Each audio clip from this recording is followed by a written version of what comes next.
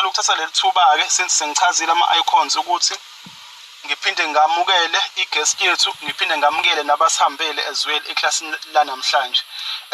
Namhlanje siqhubeka no-part 2 kahle kahle. U-part 2 womlando wokucolonizwa komuntu, right? Namhlanje sihambele isihambeli sethu esisihlonipha kakhulu ubaba uMuzi Duma.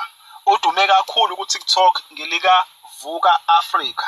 Ngazo inkulumo ezakha nezivusa umuntu omnyama ngeqiniso nangokumlando kuwona wona.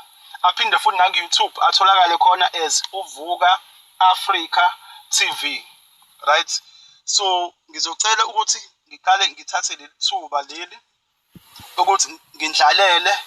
Uma sengiqedile ngizobe sengithatha izintambo nginika ubaba uBhutmuzi Duma bese eyangena bese naye eyaqhubeka naye. Now ku-part 1 wethu la khona besikhuluma khona ngomlando wokucolonize komuntu omnyama, right? Kunezinto esayifunda, so ngiyafisa ukuthi ngirecap quick ukuze songena ku-part 2 kahle.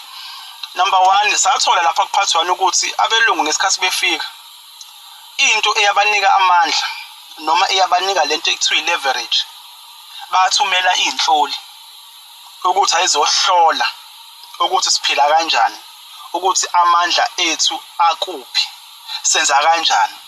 Lapho thina sasingekho aware, so into okuqala yabanika leverage ukuze bakwazi ukuthi basicindezele, bagcine besicindezelile, basicolonize. Okwesibili okwavezwa ku-part 1 ukuthi senza iphutha ngokubamukela, sabakhombisa izimfihlo namagugu ethu. Emumva kokuthi izanusi nabaprofethi besixwayisile ukuthi kuzoba khona isizwe esizoba kanje, kodwa iphutha esalenza ukuthi asilalelanga emva kwexwayiso zaziningi, right? Ngirecap u-part 1 lapho. Okunye futhi okwavela ku-part 1 ukuthi ngitheme ngubuka u-part 1 ngabona ukuthi nakho kunye okubalulekile. Okhokho bethu balwa as much as yagcina ifakiwe ingcindezi kuthina, kodwa nalokho kubalulekile ukuthi sikuveze ukuthi okhokho bethu balwa. Ibuphi ubufakazi balokho na? Yabona the fact ukuthi khona amagama ekuthiwa ukusonta. Leli gama line meaning, liyasho ukusonta. Ukusonta into ukuyiphambanisa. Babebona izinto ezayi-introduce kubona since inkolo was one of amathuluzi noma was one of izikhali ezasebenziswa ukuthi umuntu omnyama acindezelwe. Abanye kodwa babebona, that's why baze bakhipha igama elithi ukusonta ke lokho, ngoba babebona ukuthi lento efakwa la kuthina akuyona ukusonta lokho. So abamananga nje bavuma nje just like that okhokho bethu ukucolonize. So balwa ngoba abanye futhi babeze basho bathi uma esebonakala thina siyofana naye. Babekhuluma ngomsindisi ke lapho wethu thina abantu abamnyama, basho bathi uma esebonakala thina siyofana naye, ngoba babebona ukuthi lo osesithombeni, lo ofike sephethwe seyisithombe akusiyena. So abamananga bavuma just like that. And abantu bakudala ububabona abanye ukuthi even ngisho izimpawu ziyakhombisa ukuthi labantu abavumanga just like that, because abanye ububabona besenazi inwele, abanye babesahlonipha ukuthi uzilile, yabo, abanye bebengakayilahla imvunulo, abanye bebengakawalahla amasiko. So it's not ukuthi bonke abantu noma okhokho bethu bavuma just like that. Abanye balo, abanye babambelela kulokho kwethu kwakusiphilisa, bangakulahla completely, yabo. So kuphinde kuqhubeke futhi okwavela ku-part 1. Abacindezeli bathi mase bafika bashaya ulimi lwethu. Bashaya ulimi lwethu ngobani na? Ngoba ulimi lwethu lwalune meaning. If kuthiwa sabangoni, lelo gama line meaning. Sabangoni ngobani? Sasingoni. So bathi mabefika benza ulimi okuzothiwa i-official language ukuze kugqibeke lo limi lwethu noma lufe ngoba lune-meaning luzosiphaphamisa kwezinye izinto. Right?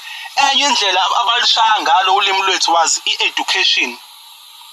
La khona ey'koleni kwakucaca nje bha ukuthi ulimi olu-official it's English noma i-Afrikaans. Lo lwethu alivumelekile. So basebenzisa i-education ukuthi bashaye ulimi lwethu. Enye into abayishaya futhi sebefikile bashaya amasiko ethu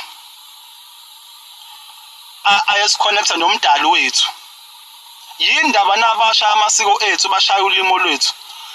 Inhloso kwawukuthi sihlukane namasiko ethu. Inhloso kwawukuthi siphambane nomdali wethu asiflathele ngoba lezi zinto lezi umdali wethu namasiko ethu kwakusinika amandla ngoba phela sina amandla ethu ayesemoyeni, right? Noma asemoyeni, right? So senze sengirecaphile kancane part 1 sengifisa ukungena kwi-blueprint le abasihlelela yona. Angithi okhokho bethu bafika bayifaka ingcindezi. Bathi mase beyifakile ingcindezi base bahlela-ke i-blueprint ukuthi okay iy'ngane zabo-ke zifuna ziphile kanje. Sifuna kwenzeke kanje ukuze zibe kulayini. Zingaphumi kulento esiyifakile kuzona. Right? Ake siqaleke i-blueprint.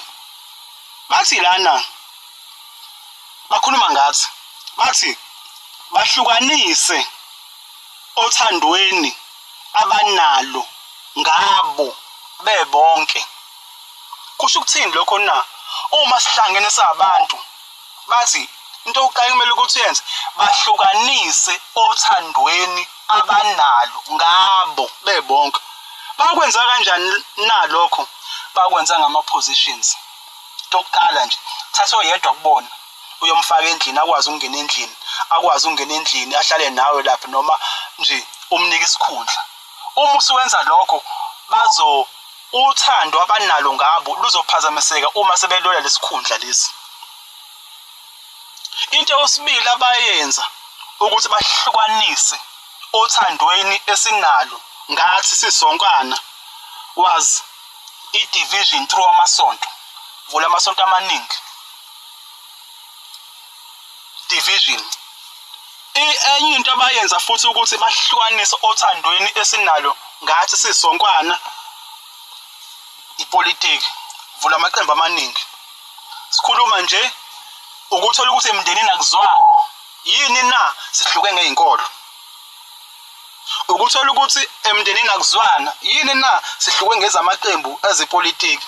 So istep sokuqala bathi bahlukanise othandweni abanalo ngabo bonke bendawonye.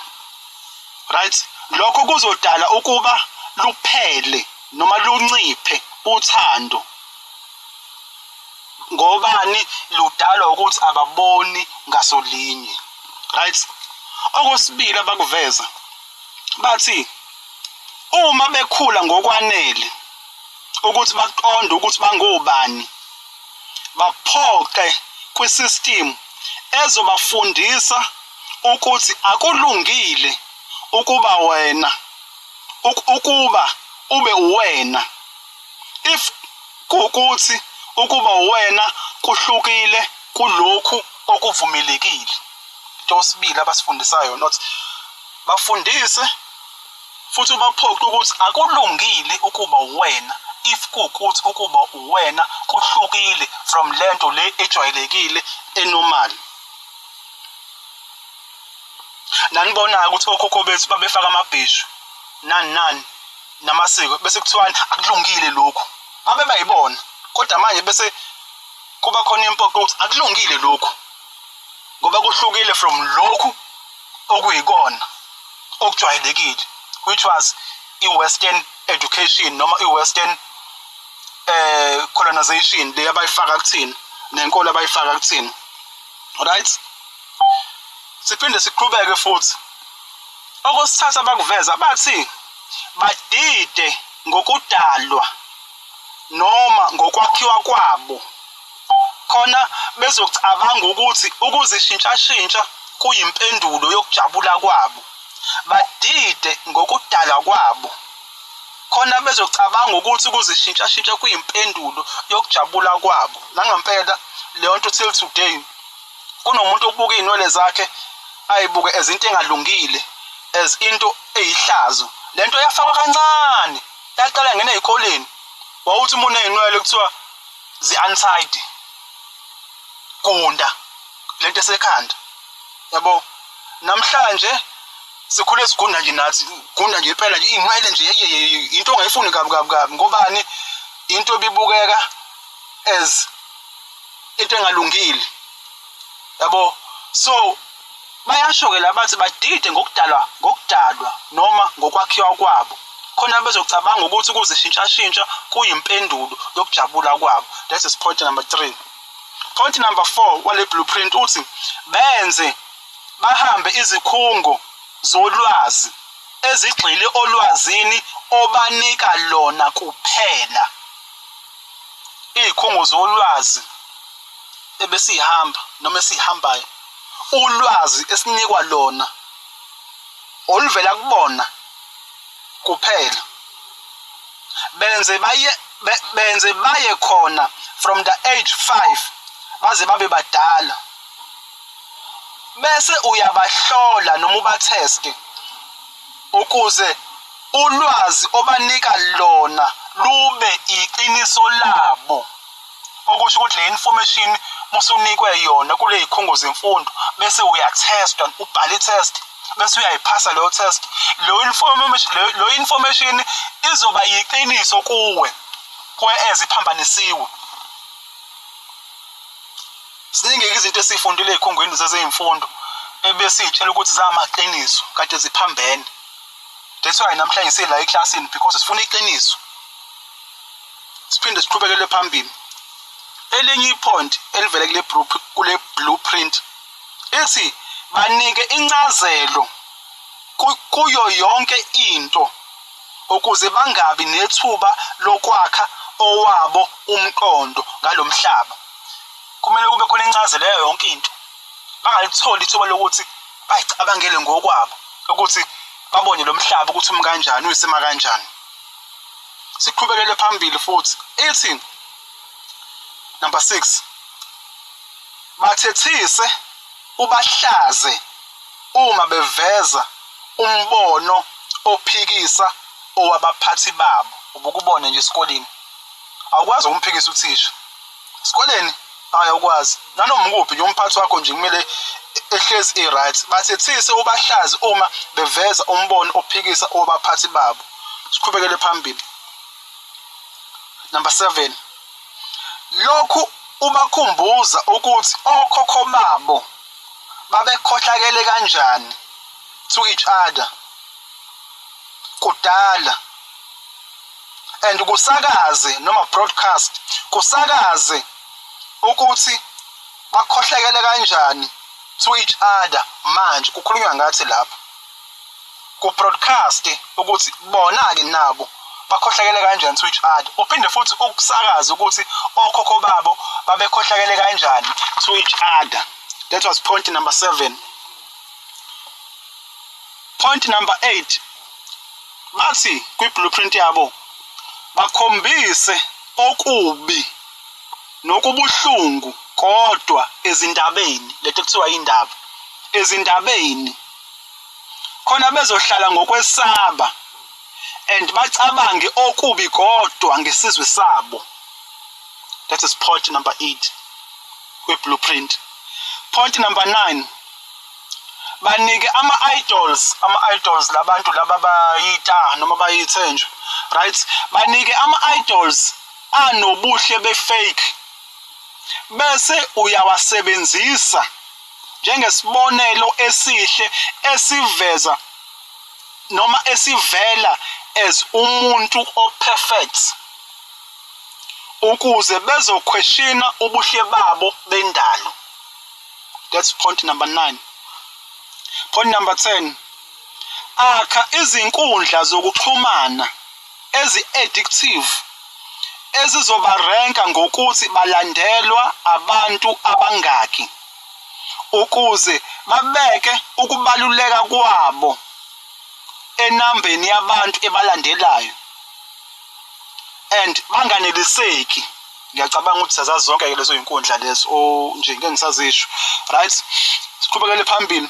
Point number 11, akha isociety lapho khona abanemali behlomula, abangenayo imali behluleka. Kudala abantu ababehlomula kwakuyabantu abanobuntu. Namhlanje kusakhawunti lokho, kukhawunti ukuthi unemali engakanani. Okubalekile ukuthi unemali engakanani. Leyo nto yabulela ubuntu. Siqhubekele phambili.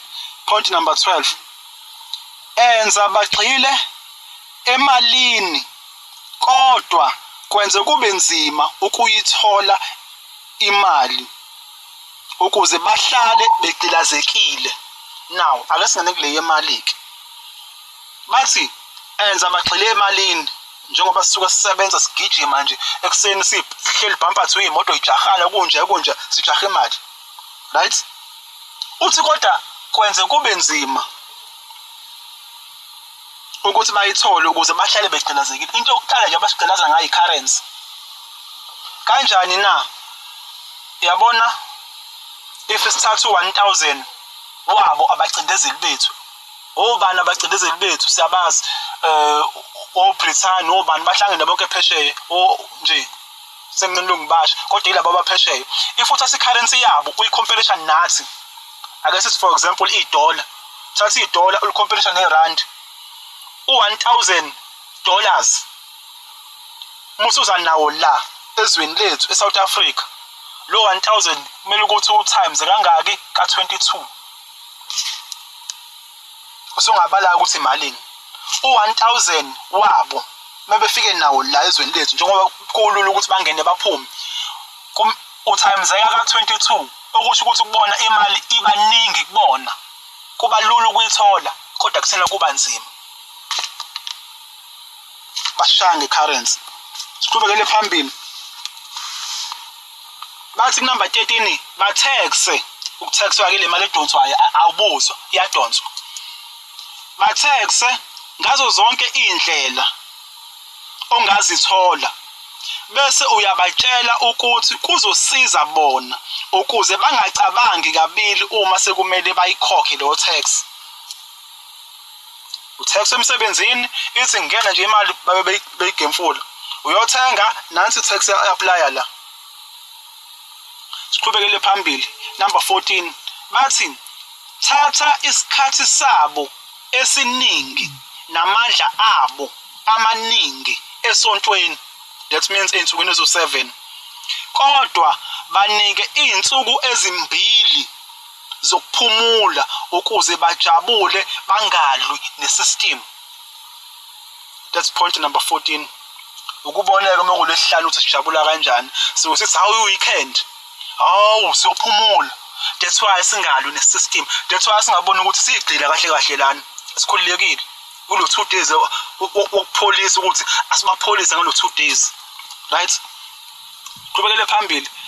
Point number 15, khangisa kakhulu izidakwamizwa ezindaweni zokuhlanganyela ngenjabulo ukuze kulezo zinsuku ezimbili babe disconnected from themselves and to each other.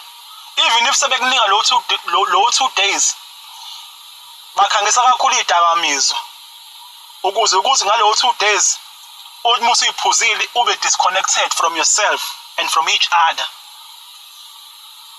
Utshwala ke lobo. Siqhubekele phambili. Number 16, ukudla kwabo kugxishe ushukela omningi kanye nama-addictive chemicals. Ngeke ngayikhuluma ke le ama-addictive chemicals, I think last week sikhuluma ngokudla.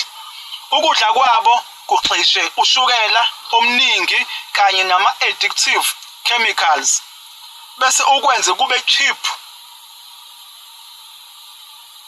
ukukhangise kutholakale kalula ukuze bangayeki ukukudla.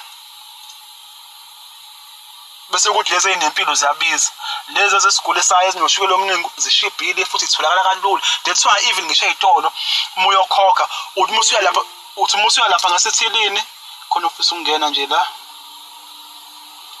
Okay, uthi musu uya lapha ngasethilini uthola ukuthi nazi izinto ezinoshukela zila zikhangisile, uyibona usuhalela uthatha ikhekhe, uyibona usuhalela uthatha usweet chocolate.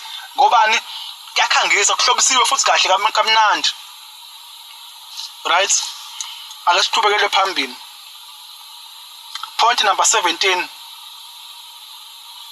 Uma ukudla kwabo sekubagulisa, banike imedication ethothobalisayo ukugula kwabo ukuze bezothembela kuyona leyo medication. Siqhubekele phambili. Point number 18. Babize imali enkulu ngokulapheka kwabo ukuze bagcilazwe ukudla, ukuthola impilo engcono kanye nokusebenza. Siqhubekele phambili. Point number 19. Dala isiphithiphithi kubona bese usikhomba kwabanjengababo ukuze babe nezinkolelo ezimbi ngabakubo noma ngabafana nabo. That was point number 19. Ipoint lokugcina, batshele ukuthi baphucuzekile, bahlelekile ukuze bangazibuzi ukuthembeka kwabo kwisystem obakhele yona. Iblueprint ke le esahlelelwa yona as abantu. Ingcindezi yafakwa kokhokho bethu, sabe sahlelelwa ke thina system yethu ezokwazi ukuthi sigcine endaweni yethu. So bengifisa ukuthi ngiyiveze la, ngicela ukuthi ngiyibambe la. Angani mhlawumbe bakhona abanembuzo, but ngicela ukuthi ngiyibambe la. Sengithatha izintambo sengiyinika ubaba esimhlonipha kakhulu, ubaba uBhutmuzi Duma. Baba Duma, sicela ukwamukela ngentokozo nangenjabulo. Sibonga ukuthi ukhethe ukuba ingxenye nathi. Ngicela ukuthi izintambo baba ngiyinike wena baba. The floor is yours baba. Ngiyabonga mfowethu, ngiyabingelela i-meeting, ngibingelela bonke abakwazi ukuphumelela lapha kule meeting. Mina ke igama lami nguMuzi, isibongo sami ngwakaDuma. Njengoba esethe ukungichaza nje umfowethu ukuthi ngidume kakhulu lapha yana ku TikTok ngovuka Africa TV, na ku YouTube futhi ngidume ngovuka Africa TV. Sisalokhu sikhubeke njalo ngokucathulisana ngomlando nangokucolonizwa nangokuplanela kwethu ukuthi saplanelwa kanjani nezinto zasontwa kanjani. Ngiyabonga kakhulu umhlonishwa ngokuthinta indaba enkulu ye-blueprint ukuthi ikuphi laba begxile khona nemqondo yethu kwakufanele beyilimaze kanjani, ngoba into eyibalekile kubona umqondo. Kwakufanele ukuthi besicontrol besebenzisa lento ebizwa ngesystem, abanye bathi matrix. Uyitshena ukuthi uwena uyaphila ngama decision wakho, kanti cha, uphethwe umlungu.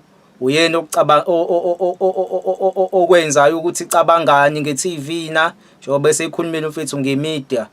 Uyena okunikeza isikhathi sokuphumula ukuthi isebenza bese sewuyaphumula ngeinsuku lezi akunika zona.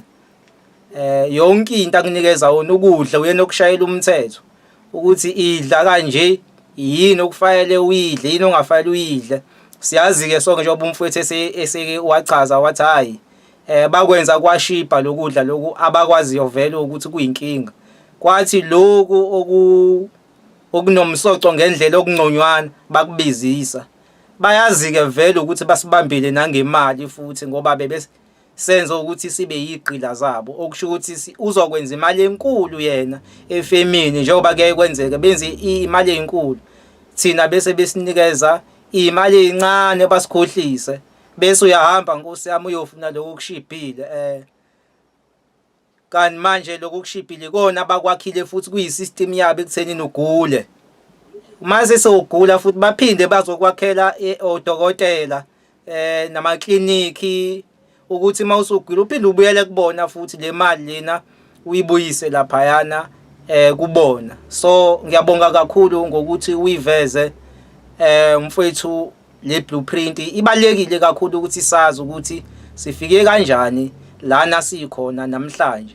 Sicolonizwe kanjani ngokwesystem ngoba into eyinkinga kuthina isystem.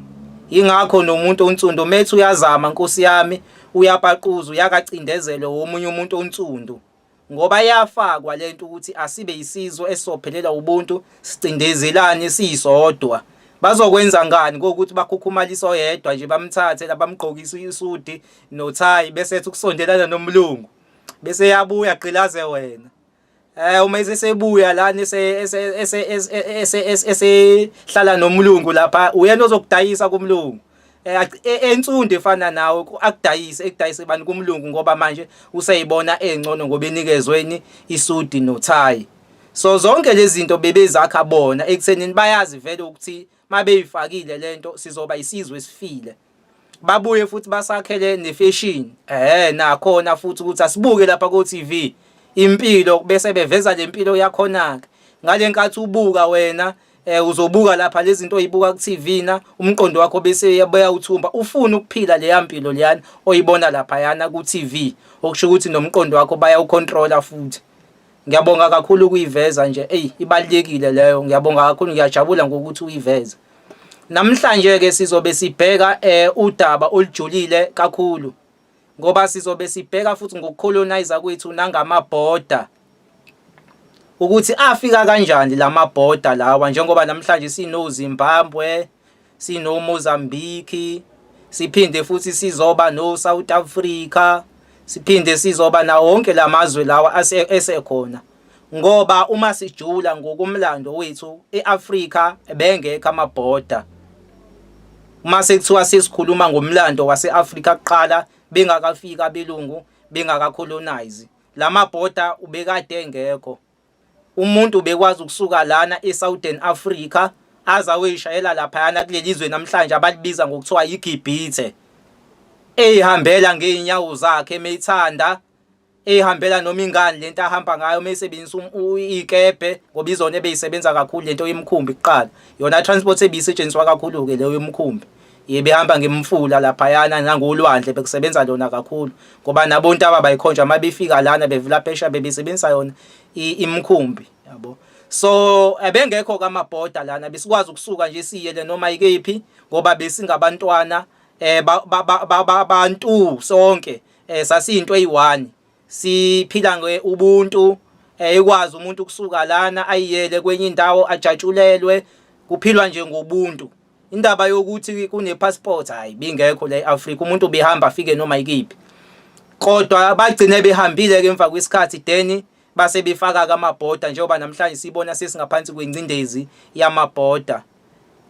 Enye into futhi abayenzile lelizwe lelana elibizwa ngokuthiwa iEgypt manje abantu ababona ama-Arabs ukuthi lapha sekuhlala ama-Arabs khona nezizwe ezimhlophe iningi labantu bebecabanga ukuthi lelizwe libizwa ngokuthi ise-Egypt kwakuyizwe labelungu abanye kwakuyizwe lama-Arab njengoba kugcola ama-Arab ongelona iqiniso. Kahle lelizwe la kwakuyizwe labantu abamnyama.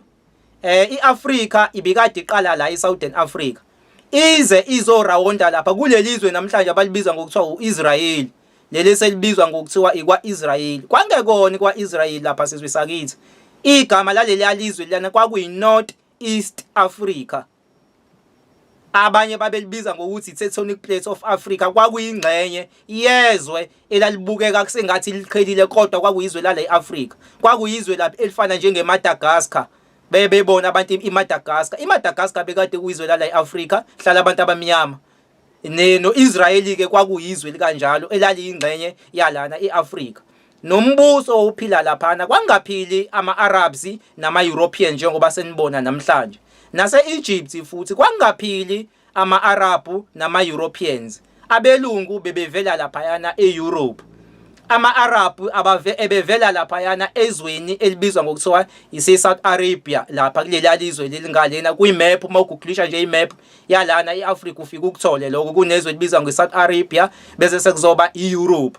So kusuka lana eSouthern Africa la sikhona njengamanje uze uyoshaya kule ndawo ebizwa ngokuthiwa ikwa-Israel kwakade kuphila abantu abamnyama. eGibhithe kwakade kuphila abantu abansundu lapha eGibhithe. Lapha kwa-Israel nakhona bekuphila umbuso futhi onsundu. bekade uxubeneke laphayana eNorth East Africa lelizwe selibizwa ngoIsrael manje bengakacolonize njalo abelungu ngikuveze lokho abakangena abelungu abakawusonto umlando abakacolonize bekade kuphila abantu laphayana bekade bebizwa ngokuthiwa futhi amaSemite kuphila abantu abafana njengamaSomalia njengoba nisuke nibona abantu abamaSomalia amaSomalia awalana eAfrica amaSomalia nalaba futhi eEthiopia bakhona abantu abanjalo uthola ukuthi bayakhanya ngokwebala kodwa inwele zabo zinama curls yabo kuhluka inwele nje yes nakulelizwe ke libizwa ngokuthiwa namhlanje kwaIsrael bekade kuphila abantu abanjalo lapha yana bexubene yabo belingekho iArab bungekho umlungu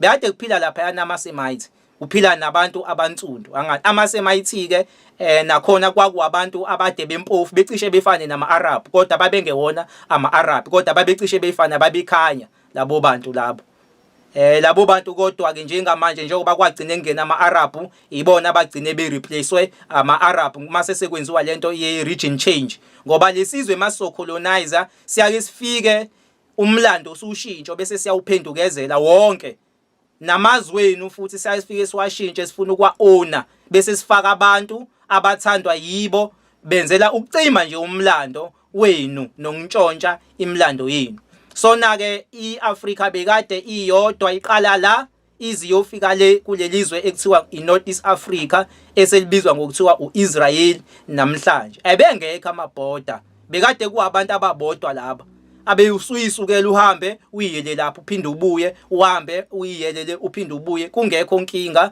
ngoba engekho amabhoda so ngalenkathi kabelungu becolonizer kufike isikhathi la khona bathe mabefika lana sebenza lentabo yokusicolonizer ngoba kwafika amazwe laphayana amaningi kwaqale kwafika laba abefika belungu bese bahamba kwafika isikhathi la khona sebebanga khona sebelwa bebodwa kulamabhunu kulwabelungu belwa ke bebangani besibanga belwa nathi ukuyibona lento ukuthi mhlawumbe ngoba phela thina bebesibuka njani bebesibuka njengegqila njengethuluzi lokwenza imali lokuthi kufanele benze imali ngathi siyigqila bebeyothi mabebuka thina bayibonela umcebo nje yabo ukuthi sabantu hayi babengayingeni leyo yabo so bebesibuka kanjalo ukuntshontsha umhlaba wethu umnotho wethu nathi ukusithatha as ama slaves siyoba igqila phesheya so bebebuka leyo nto nje mabebuka thina so bake bafika ke lana balwa bodwa besibanga belwa bebodwa belungu nje besibanga yathathana lo yompi kulwamabhunu nabelungu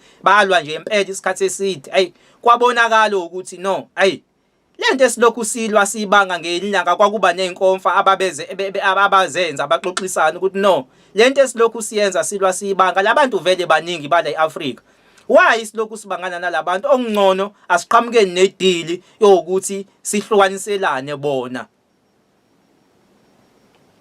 babizana nje benza inkonfa leyo nkonfa idumile kakhulu ibizwa ngokuthiwa iBenin Conference iconference enkulu le iyatholakala nje abantu bahamba boyibheka na ku internet na yonke indawo leyo nkonfa leyo bayibiza bahlala phansi baxoxisana ukuthi no bafowethu sesilokhu silwa nje ngempela sisodwa singabe ibali elifanayo siyalwa lokhu sibanga labantu baningi laba ongcona siqhamukeni nedili yokuthi sizocazelana bona so bayihlanganisa ke lento bayilokhu bezenza lezi inkonfa lezi bebizana baqoqana babelana ke ngathi njengoba uyakubone umuya nje lapha yana kulamazwe lamanye uyecolonize iFrance kakhulu njengo Burkina Faso ko Ghana ngala kuthina sanikezwa abani sanikezwa iHolland thina lokho ama-Afrikaners ngalana iwona akasatha sicolonize amase sekwabelanwa bodwa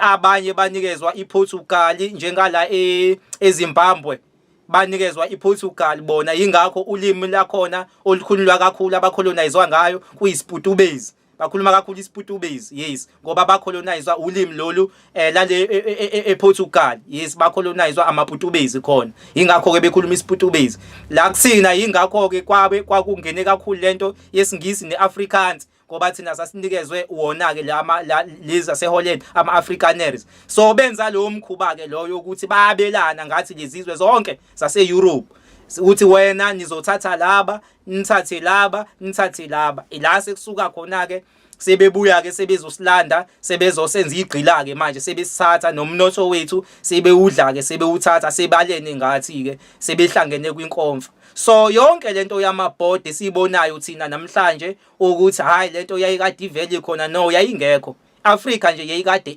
iyodwa nezwe lelibizwa ngokuthiwa iEgypt kwakade kungelona izwe lama-Arab kwakade kungelona izwe labelungu kwakade kuyizwe labantu abamnyama nezwe libizwa ngokuthiwa iNorth East Africa leli sekuthiwa Israel manje kwakade kungelona izwe labelungu kodwa kwakade kuyizwe leliyana kwakwe amaSemite neyingxenye yabantu ababensundu kodwa benenwele ezama-Celts.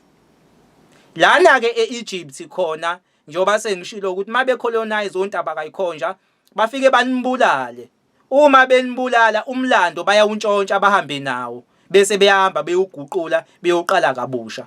Ngoba uma sebezocolonize bebekade bephethe izinto eziningi esesithintile kulokho okudlule sikhuluma ngenkolo ukuthi inkolo iyona ehamba phambili ezosicolonize okwakufanele ukuthi izofakwa izodestroya lokho okwethu. Yes, so bake bephatheke izinto ezinjalo bephathe nokunye izinto abazonikhohlisa ngazo mase benilokhu sebefikileke then imilando yenu bayayitwista then bese beyayintshontsha bahambe bayoyiphindukezela. So njengoba uyakubone lapha kule ndawo ibizwa ngeNorth East Africa nale ndawo ibizwa ngokuthiwa iEgypt namhlanje no ngokweqiniso ayikho izwe elibizwa ngokuthiwa iGibhithe makuthiwa sikhuluma iqiniso alikho izwe elibizwa ngokuthiwa iEgypt ngoba lo lizwe into eqhamukele nezinto lezi la sebelana khona ngathi sebesho ukuthi laba sizobaqamba ngokuthi yini Egypt laba sizobaqamba ngokuthi ibani uZimbabwe lo ubani sizobaqamba hayi ukuthi sayiqamba thina asikaze safisa thina ukuthi sibizwe ngeSouth Africa yibo ababesiqamba ukuthi bazosibiza kanjani naleli gama elithi Azania yabona namhlanje kuke kwaduma nje lo mlando weAzania ukuthi hayi thina siyona iSouth Africa siAzania kwakuyigama lethu lelo akuyona into sizwe sakithi leyo esingayiqhenya ngayo ngoba aliqhamuki kuthina nalo lelo gama but abantu abaningi beyibophambanisa umlando kube sengathi igama elaqhamuka nokhokho bethu thina sasikade singaqambi ngalamagama abo lo Azania sasikade siqamba into ngesehlo or ngezinto ezikhona uma kuukuthi kuleyo ndawo kunobanana kwakusuyise ibhananeni uma kuukuthi kulezo igazi mhlambe ngiyalinganisa bakuchitheka kakhulu igazi kuthiwa kaJombe igazi njengoba la eSouthern Africa kwakunamazimzima amaningi kwakuthiwa iningizimu ngoba kwakunamazimzimi kakhulu la kule region esikuyona yayivama ukubizwa ngokuthiwa iningizimu yabo. So thina sasikade singeyona Azania asikaze saba yiSouth Africa so noma ngathi salibalekela leli gama lokuthi hayi sizobizwa ngokuthiwa thina siAzania leli South Africa locolonizwa leli lithi Azania lona lavelaphi ngoba kulona lethu. So kunento ekufanele sigade sizwe sakithi uma simbulelana iqiniso ukubaleka ehlathini siyongena kwelinye ihlathi manje kufanele sibaleke ehlathini siye ekhanyeni singathi sibaleka kuleli ihlathi siyongena kwelinye ihlathi. So mina ngiye ngibone sengathi nje ukubaleka ehlathini uyongena kwelinye ihlathi uqala phathi sisebenzise nokuphakamisa igama lo Azania. So izinto lezi babeyiqamba bona esingayiqambanga thina la eAfrica sasikade sinama tribes siqamba according isehlo or indawo into eningi bese kuyaqanjwa ke hayi ukuthi sasikade sibizwa ngalamagama abo. So yonke lento esiyibonayo namhlanje amabhoda afika nabo besidivider yabona nje mangikhuluma into eyihlazo into abayenza la elokhuzeni la nje eSouthern Africa ke mase sikushiyeke lokho komhlaba wonke sikhulume nje lokho kwalana sebehlukanisa izingane zandawonye njengoba sino Swatini sino Mozambique lapha yana yazi kweyinkathi ukubone lapha yana kwibhoda yaselokhuzeni yalana eZimbabwe nangalana eSouth Africa ukuthi kunezibongo eziqhamuke endaweni eyodwa kunezihlobo ngala eSouth Africa nangale Zimbabwe kunabantu abayihlobo kodwa manje sibona abaseZimbabwe kodwa laba bangala abale eSouth Africa ngoba ibingekho lento lena yamabhoda bese abantu bandawonye thina. So ngale nkathi sebeyifaka lento yabo iqhamuka ngakubona bagcine behlukanisa izingane zandawonye ingakho kuthola kanjalo uthola ukuthi uma uhamba eZimbabwe nale South Africa banezihlobo. Uyabona nje mulapha kwiborder kukhona ibongo oyificayo ngale Zimbabwe bayihlobo.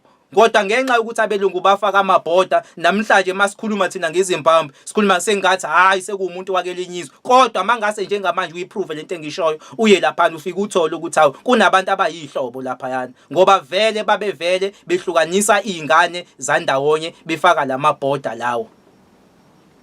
So lento yamabhoda isilimazile kakhulu ngoba manje isenze sangazazi ukuthi singobani nokuthi sivelaphi salwa nje sisodwa sibanga indaba yamabhoda angikho ke kodwa kulento yokuthi ngoba nakho kusale indaba zamabhoda mina ngiveza umlando. So angingabekwa ke endaweni eyodwa ukuthi hawu nakho ke shuthi ba against mhlambe obani banyana njengoba lithi no thina hayi ukuthi siveza ukuthi khona into ehlangene nepolitiki la no ahlangene futhi naloku ukuthi mhlawumbe kukhona abantu esibavikelayo or noma mhlambe siya attack thina siveza umlando wangampela ngoba egcineni kukho konke kufanele siwazi umlando hayi ngoba ukuthi mhlambe ngithi mina amabhoda lawa kube khona umuntu ozongena kwelinyizwe phela vela ngani siyenziwe lento seyikhona sekuphila ngayo nabangalana abakwazi ukuya ngalena manje sinomi kanjani kufuneka amaphepha so sekufanele ke phela sisale sesisenza ngalendlela yakho nesemthethweni then emva kwesikhathi ke kodwa sigcine sibile ndawonye ngoba vele lamabhoda sasivele ihlukaniswe isitha yabo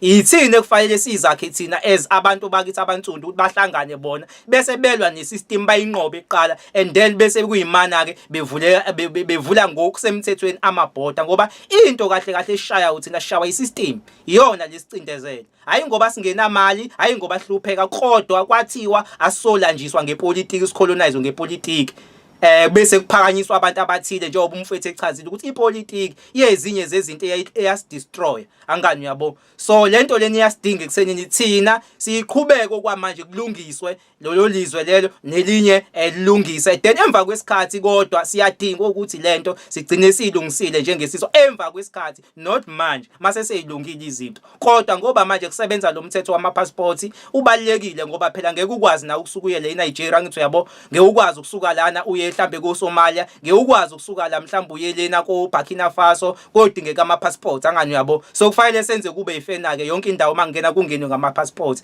okwamanje kodwa in future mhlambe kuyohamba hamba isikhathi sibuye yonke into ilunge ngizama ukunivezela ukuthi mina hayi ngoba ngisathi uhlangothi kodwa ngiveza umlando nesiminya njengoba sinjalo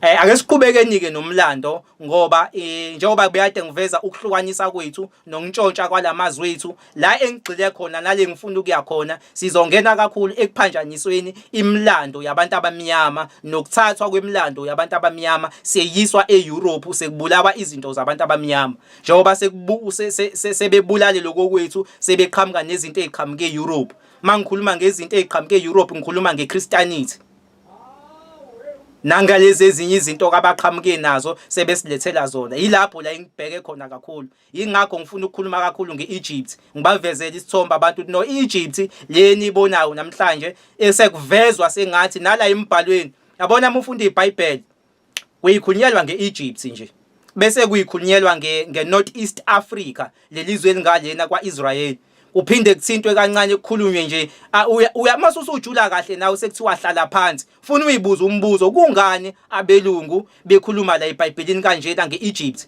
ise-Europe yini Egypt noma ila eAfrica ilana eAfrica angani uyabo okusho ukuthi wonke lo mlando abalokhu bawuveza eBhayibhelini bekhuluma ngeEgypt okusho ukuthi into eyayenzeka la eAfrica but kunzima ukuthi umuntu akubone lokho manje ngoba umlando sebawutwist abelungu imap sebayakha kabusha bayicolonizer nayo bayibeka upside down bayinciphisa bayifaka amabhoda so namhlanje abantu ke badidekile baye babone emakhulunywa ngomlando weBhayibheli makuvela kakhulu iGibhithe bayitshena ukuthi hayi kwakade kwabelungu or kwakwama Arab kanti siyalazi iqiniso ukuthi abelungu bakhona abantu abamnyama bengakacolonize even eNorth East Africa kulela lizwe lingale kwakade kuyiphilela abantu laphana ababe dark skin benenwele zamakhels kwakade ngingaphili imlungu kwakade ngingaphili iArab njengoba namhlanje imlando yonke yase Egypt sekuthiwe yase Egypt kodwa isiqhamuka lapha yana eEurope kusawugetshengwa lokho sizwe sakithi. So into ke eyenzeka mabezoqala inkolo, ngoba ila ngifuna ukuveza khona ekuthenini le nkolo bayakhe kanjani izifika nje iqhamuka la kuthina, ngoba abantu bakithi bazothuka isimanga ukuthi yonke lento abayihloniphayo eqhamuke eEurope ayikaze yaba khona, kodwa kwantshontshwa izinto zabo ezazikhona. Bathatha okwethu bahamba nakho bakise eEurope, bafike bakuhlanekezela, bakupheka ngendlela yabo, uthe mase kubuya sa destroywa ngakho. Yonke lanto eyiningi lapha eBhayibhelini kwakuyimlando abantu abamnyama, yantshontshwa lana eAfrika kwasekuyiwe eEurope, yayisithwistwa, yayisibuyisa ngakuthina sesodokiswa ngayo. Kodwa ukuze enze lokho amaRoma kwakufanele kuqala becolonize lezi ndawo lezi, bebulala abantu abamnyama. Kwakunendawo okufanele ekuthenini bayithathe zibuyele ngakubona bese beyawucima lo mlando enginitshena wona. Bawucima kanjani na? Sizoqala ngaleli lizwe elibizwa ngokuthiwa uIsrael manje. Indlela abacima ngayo umlando, benza udonga, basebenza indawo bayimba ebizwa ngokuthiwa iSuez Canal. Bangahamba abantu bayoyibheka iSuez Canal eyenziwa lapha yana kwaIsrael, eyahlukanisa lo mlando ade nginitshena wona ukuthi iEgypt neNorth East Africa lelizwe kusuka Israel kwakade kuyizwe lodwa leliyana. Kodwa ngoba umlando wonke babese befuna ukuntshontsha ekuthenini ubuyele lapha ngakubona, sebetwista imlando yethu, sebeyiphambanisa. Kwakufanele ukuthi lelalizwe leliyana belifake ilento lena iSuez Canal, bese beyamba, bese beyakha njengoba ubona lapha nasekudlula imkhumbi. Yebo ke bamba udonga, then ke basebenza indlela yokudlula kwemkhumbi lapha lento ebizwa ngokuthiwa iSuez Canal. Then umuma manje lapha eEgypt ubuka mungazi wena ungayitshena ukuthi hayi elinye izwe lihlukaniswe umfula, no, kwakuyizwe lodwa, bazi imbela bona bahlukanisa lelalizwe lelana base belithatha. Into ke yaba inkinga ngala kweEgypt nayi sebelithathile phela lelizwe leli ngalena ngithi umlando phela la eBhayibhelini uyasho ukuthi khulunywa ngeEgypt. La kwi-map kuyavela ukuthi iEgypt ila eAfrika. Bazokwenza njani ke manje ukuze bezokwazi ukucima lo mlando, bangavela belungu ukuthi bayigebengu, bakhele ngamaqhubenye, bantshontshe imlando abantu abamnyama bawuyiphendukezela. Nayi ke into eyaqhamuka kwathi abathi abayenze, benza nje abelungu, bahlasela lapha yana, babulala wonke umuntu omnyama, abantu abamnyama baba yigqila ngaphakathi abasala. So abantu abamnyama bathe mabehlaselwa, ngoba nakhona lapha yana eNorth East Africa abantu abansundu bahlaselwa lapha babulawa, balidla lelalizwe labuyela ngakubona lezizwe lezi ezinye. Kwangena kweEgypt futhi nakhona bangena nakhona bahlasela babulala abantu lapha yana. Umuntu owangena aqala kwangena abantu ababebiza ngoAlexandra, uPtolemy, ababengena bebulala abantu lapha yana eEgypt, befica abantu abamnyama ngoba kwakuyizwe labantu abamnyama abansundu lapha yana, bababulala. Uma befika lapha yana bafica ama statues abantu abamnyama, bayibona abantu ama statues akavele lapha eEgypt, oHeru, obani amaningi namakhosi amnyama, iStatues kwakwamakhosi amnyama. Mabe wafika lamakhosi lapha yana kwaphoqa ukuthi abelungu abawenze njani, abawadubula amakhala, ngoba manje ayeveza amakhala ukuthi leli izwe labantu abamnyama. Yonke la civilization lapha eEgypt esekuvezwa sengathi kwakuyabelungu, kwakuyabantu abamnyama, kodwa into abayenza abalicolonize lelalizwe, babulala abantu abamnyama. Abantu abamnyama babaleka, abantu abansundu behlela ngala koEthiopia, bagcwala lapha eEthiopia nangalena eNorth East Africa futhi babulala abantu abamnyama abanye babaleka. Ingakho umuhamba manje eEthiopia ufika uthole lapha ama-tribes ahlukahlukene eEthiopia inqwaba, ngoba labo bantu babebaleke abanye ngesikhathi sasendulo. Ngalenkathi amaRoma ehlasela lapha eEgypt, abantu abaningi ababehlala bomdabu base-Egypt babalekela lapha enzansi behlela bezangala koEthiopia, nangale kwaIsrael babalekela ngala eEthiopia kulamazwe angalana ngako-Ethiopia, bagcwala khona baba baningi. Then ke base befika bona balidla lelalizwe labuyela ngakuma-Greek. OFaro babe lapha yana, igama elithi uFaro manje nizwa le eBhayibhelini ikhulunywa ngoFaro, akukhulunywa ngomlungu. Abaye bayitshela hayi kwakumlungu, no, uFaro kwakuyigama lalichaza ukuthi inkosi. iEgypt lapha ke yabuswa oFaro abansundu abamnyama, amakhosi ayekhona kwakwamakhosi amnyama, bengakalithatha abelungu lelalizwe, bengakalicolonize. Kodwa kuthe mase belicolonizile sebengenile, then ayise eshintsha umlando kwangena oFaro kwathatha over oFaro abamhlophe ngoba bahlasela babulala abantu abamnyama umlando bawuqala kabusha then izithombe lezi zama statues bayidubula amakhala bawaqala kabusha ezinye statues babe yipenda befuna ukuthi zifave bona ba whitewash kahle kahle umlando yonke into bebe whitewash umlando benza sengathi kubukeke sengathi ezizukulwaneni kwakade kumlando wezizwe ezimhlophe kungaveli nje ucinywe indaba yabantu abamnyama ukuthi lapha eEgypt kwakuyizwe elikubantu abamnyama kwahlala abantu abamnyama yabo iyona ndlela ke yabasiza leyo ekuthenini bekwazi ekutheni balidle kalula leliyalizwe kodwa still noma sebedlile iyasho phela imap ukuthi hey lelizwe phela lise-Afrika wayifunani umlungu la eAfrika iArab lalifunani la eAfrika yabo lonto ke isifuna ini isifuna wena njengomuntu onsundu usebenzisa umqondo wakho bese uya research ukuthi ngeke bafowethu kwenzeka kanjani lelizwe leli elilana eAfrika elibizwa ngeEgypt bese abelungu kufika bona imlando yonke bese ya eBhayibheli kube sengathi kwakwabelungu namhlanje yonke into yeBhayibheli umlungu vele umlungu lento yonke sizwe sakithi nakhelwa yona ayikaze yaba khona bacindezela imlando yabantu abamnyama alright asingenene emlandweni ukuthi ubani owenza loyo nto bayenza kanjani Roman Empire umbuso wamaRomani wenza nje kunombusi odume kakhulu lapha eRome obizwa ngokuthiwa uConstantine lo udume kakhulu ngeinkomfa nje eziningi oCouncil of Nicaea inkomfeni okuyena owaqala inkolo yeChristianity inkolo yeChristianity yaqalwa amaRoma ukuze nakhona babeyakhelani ukuzocolonize abantu nayo ke phela inkinga ekhona abanalutho phela kule nkolo yeChristianity bafuna ukufoma inkolo abazocolonize ngayo abantu abamnyama kodwa manje bona abanalutho bazokwenza njani ngoba abanayo imlando abanaBhayibheli abanalutho ngala eAfrika kwakade kuphila abantu la bespirituality labantu babembulelwa izinto eziningi babebona izinto eziningi abantu ababekwazi ukuxhumana nomdali babephupha kubhalwa imlando oqoshwe ematsheni bebhale lapha ematsheni lento ke ye-civilization abantu bake beyiphambanise bethi abantu abansundu babengakwazi ukubhala no labantu lapha ababe lapha babe civilized kakhulu ufika ubabambe ngezinto ezikhona yabo ufika ubone labantu kwangesiba abantu laba ababephuwa kwakuabantu ababe civilized kakhulu kuukuthi indlela ababebhala ngayo kwakuyilendlela le yakhona yezinombolo eyayikade isebenza lapha yana abelungu ke bafike ba destroya yona then base bethatha imbhalo base beyisa lapha eEurope base beyawa destroya yonke leyo mbhalo lokwethu nemlando le yethu so sasikade sivele thina sinomlando wethu yabo sinayo yonke into yethu yiyo ke le abelungu abafike bayintshontsha ngala base beyisa lapha yana eEurope ngoba kufanele beqale iChristianity kodwa manje abanalutho fanele beze la eAfrika ke ekuthenini bezontshontsha imlando yayingakho ke bafika lo mbuso engumshoyo waseRome uyena wathuma amasosha wathi akuziwe le Africa kuzontshontshwa into ethi imlando wabantu abamnyama ithwetshulwe yonke basuka lapha yana ke Europe lamasosha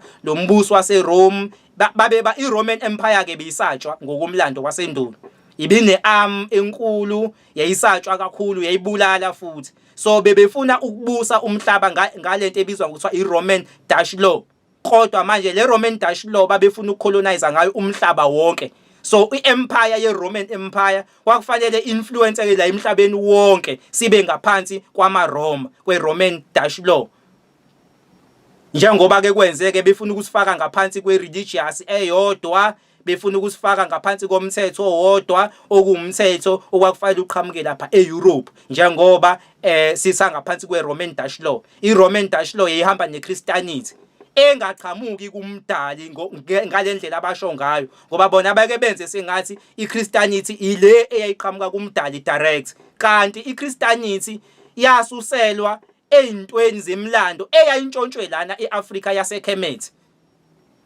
abantu bayazi ama statues alapha oHeruna ilanga nezinto emlando eminingi yakhona yayikade yengalana eyathathwa yantshontswa incwadi zayiswe eEurope zahamba zafike zayophendula yonke lento yala eAfrika enibona eyayiwumlando yala eAfrika bantshontsha konke abelungu bakise Europe. Kodwa mase befika lapha eEurope base sebekuhlalela phansi bona sebecubungula kabusha ngoba bona babengafuni incwadi ukwakha incwadi engcwele. Babefuna ukwakha incwadi abazocolonize ngayo abantu. Ila siqala khona sengena iBhayibheli.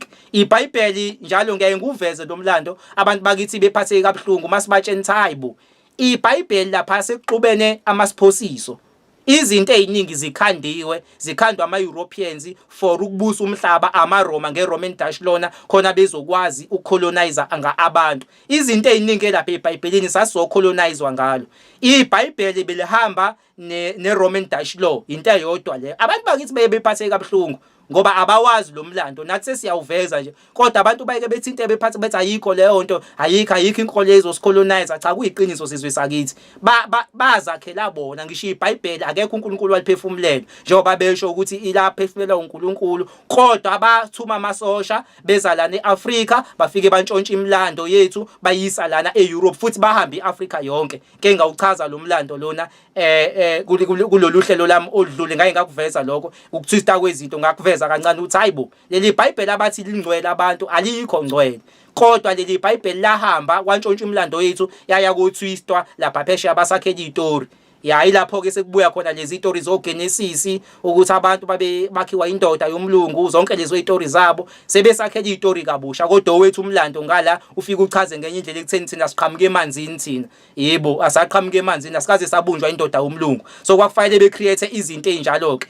kodwa yonke leyo nto kwakufanele benze into ezophakamisa abelungu kodwa ke ukuze abantu bezoyibona kahle lento kunencwadi ewuvezayo lo mlando engizocela ukuthi umhlonishwa angifundele yona le abayibhala mhlazane sebesuka lapha eEurope beza lana eAfrika ngoba le yancwadi yokuphethe bonke ubufakazi ukuthi abelungu babeletheni la eAfrika babengalithanga inkolo bakade belethe incwadi okwakufanele bezosicolonize ngayo kwakufanele belethe ilento lena izinto eziqhamuka ngakubona abazosikhohlisa bona ukuthi zivela kuNkulunkulu nosiko impilo lwabo basikhohlisa ukuthi livela kuNkulunkulu bese bebulala konke okwethu okungalana eAfrika so kwakufanele sikhohlisweke besakhele la umasiphoziso ke kodwa besebenzisa iBhayibheli bentshontshe izinto zalaphayana eKhemethi zoHeruna ziningi ke lama statues alaphana eKhemethi ayisuke echaza izinto ezijulile onomkhubulwane ezayisuke echazwa yonke lento yalana eAfrika yayikade ikhona la eAfrika mahle sikhuluma ngonomkhubulwane sikhuluma ngelanga yonke le ndlela yale eAfrika bafike bayintshontsha then bayise eEurope iyo eya create kakhulu iBhayibheli kodwa ke kunephutha abantu bakithi abake belenze ngiyocela mfowethu makuukuthi mhlawumbe uyitholile lencwadi kunencwadi leka King Leopold engizofisa ukuthi uthi ukuveza yona nje kancane yebo uma ubhekisisa lencwadi lena uma uyifunda kahle angazi noma bazokwazi yini ukuthi abantu bakithi beyibone lapho idinga ukuthi mhlambe ufake izibuko ngoba ibhalwe ngamagama amancane ngale nkathi ke lo mlungu omunye wabelungu owacolonize lana eAfrika incwadi lena eyayikade ibhalelwa abefundisi ukuthi abefundisi ivangeli labo lizoma kanjani uma sebeyakhile wonke lamasiphoziso abeBhayibheli abazosikhohlisa ngawo ukuthi incwadi engcwele ukuthi kufanele izinto beyithwiste kanjani amavesi kufanele bawaphambanise kanjani khumbula ukuthi ngitheni bathatha into zethu bayozakhela bona iBhayibheli aliqhamuki kumdali iBhayibheli bantshontsha imilando yabantu abamnyama nezinto zabantu abantsundu bayise eEurope bahamba bayoyihlanakezela badla izwe labantu abamnyama iGibhithe benza sengathi kwakuyizwe lapha kwangena ama-Europeans nama-Arab ngoba bebelokhu belibanga lelizwe leli lo mbuso wamaRoma hamba isikhathi wakhishwa ama-Arab but siyofika lapho ngoba sengifuna singene emlandweni manje ukuthi inkolo iyiphi inkolo eyafika kuqala iluphi usiko impilo obani abantu bakamdali ngoba abantu banenkolelo yokuthi ayabelungu isizwe esingcwele kanti kwakwabantu abamnyama abayisizwe esingcwele not abelungu kodwa abelungu bantshontsha amazwe abantu abamnyama nemilando abantu abamnyama base beyiguqula bayiqala kabusha so lencwadi ke lena if uyibhekisisa kahle uzoyifunda kunenda angazi noma uzongifundela noma ngivele ngisho mina ngalana noma uzokwazi ukungifundela ngalapho uJoji umhlonishwa uzokwenza kanjani Okay. Hello. Senxase baba bengisazama ukuvula i-microphone angithi kumele ngiphume lapha. Ngingazama noma emancane amagama ngingazama mhlambe mewukuthi khona la ngibhajwa khona bese ngiyakudedela. Angazi noma ngizame yini. Hayi. Okay, hayi ungazama la ubambe lapha nalapha ngizobe sengiyihumusha ngoba ngiyathanda ukuthi mayizohumiswa yimina ingathintanga lapho kuyokuthiwa hayi ukhuluma into eqhamuka kuyena kanti ufake sithole bona bathi okay mhlawumbe shothi ngizozama ukuyifunda mhlawumbe ngiyihumushe ngendlela engibona ngayo bese ngiyihanda over kuwena mhlawumbe usuzolontuza anginankinga angicini mic yami mina ngalana. Okay.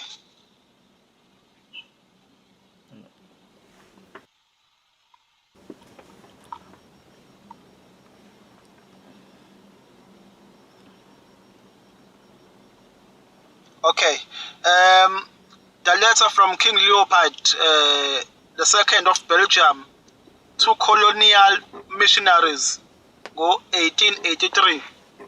It's reverends, fathers, and dear compatriots, the task that is given to fulfill is very delicate and requires much tact. Okay, you will go certainly to evangelize, right? Into abazoyenza le to evangelize, but your evangelization must inspire above all Belgium interest. Okusho ukuthi lokho evangelizer kumele ku-inspire ama-interest e-Belgium, right? Your principal objective in our mission in the Congo is never to teach the niggers to know God. This they know already. They speak and submit to a Mungu, one Zambi, one Zakomba, and what else I don't know. They know that to kill, to sleep with someone else's wife, to lie and to insult is bad. Have courage to admit it. Right? You are not going to teach them what they know already. Right? Your essential role is to facilitate the task of administrators and industrials, which means you will go to interpret the gospel in the way it will be best to protect your interest in that part of the world. For these things, you have to keep watch on this interesting. You have to keep watch on this interesting our savages from the richness that is plenty in their ground, right? To avoid that, they get interested in it and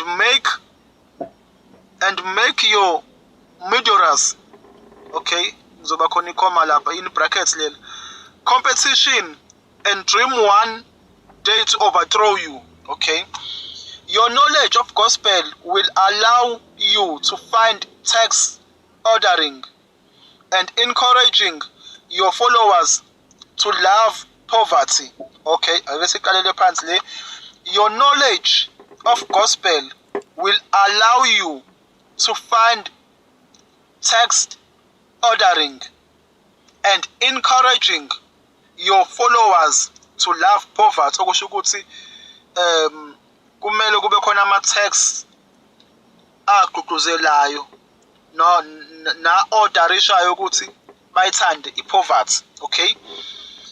Like happier are the poor because they will inherit the heaven. And it's very difficult for the rich to enter the kingdom of God. You have to detach from them and make them disrespect everything which gives courage to affront us. It's okay. You have to detach from them and make them disrespect everything which gives courage to affront us. Right? I make reference to their mystic system and their war fetish, warfare protection, which they pretend not to want to abandon. Okay, which they pretend not to want to abandon. And you must do everything in your powers to make it disappear. Right?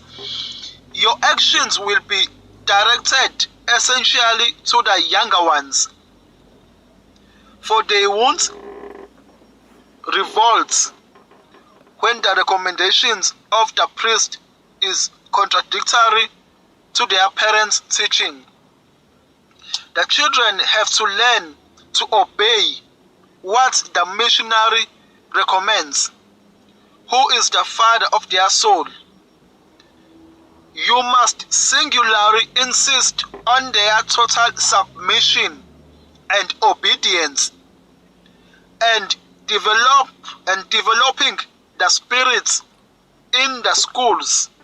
Teach students to read and not reason. There, dear patriots, are some of the principles that you must apply. You will find many other books which will be given to you at the end of the conference. Evangelize the nigger so that they stay forever in submission to the white colonialist, so they never revolt against the restraints they are undergoing. Recite every day, happy are those who are weeping, because the kingdom of God is for them. Ngicela ukuyibamba nje la, angazi noma right yini, bese ngihenda kuwe Mhlonishwa. Ngiyabonga kakhulu ngokungifundela. Ngicela lenye ungayifundi iveze nje bayibone, ungayifundi soyihumusha ngoba ngashona ilanga mangase uyiqede le enye. Yes, na iPDF lencwadi umuntu angahamba ayoyidanithela yena ayifunde kahle ehlele ephuza itiye. Ngicela ungilokhuzela imic Mhlonishwa ngalapho. So ungayithola kahle nje uyidownload iPDF yayo uyithole yonke ukuthi yayikade ithini lencwadi, babe kade bethini uma benza inkonfa ngoba belungu baqoqana phesheya ukwenza inkonfa ukuthi manje kufanele balimise kanjani ivangeli masebeza la eAfrika. Lona ke lo yilo wayicolonize lapha kakhulu lapha la eAfrika nakoKongo, bonke ke babehlangana babe into eyodwa, ngeke ubahlukanise uthi hayi la kwakwenzeke eKongo nala sacolonize ngendlela efanayo, sonke sina ama-Afrika ukuthi yabo. So beqeqeshwa befundisike, kwenziwa inkonfa kwabizwa befundisi, uma futhi ngoba kwakudingeka befundisa abaningi kakhulu lapha eEurope ekufanele belethwe lana eAfrika bezoshumayela ivangeli. Enye into futhi eyangishaqisa ngekhanda engayithola, ngathola ukuthi kwakhishwa ngisho iboshwa lapha eEurope ezayinegwebe enzima, ezinye ezayigwetshe udilikatshele zayikhishwa ziyoqeqeshwa zokwenziwa befundisi ngoba kwakudingeka befundisa abaningi. Babefundiswa befundisa ukuthi ivangeli bazolimisa kanjani mabefika la eAfrika.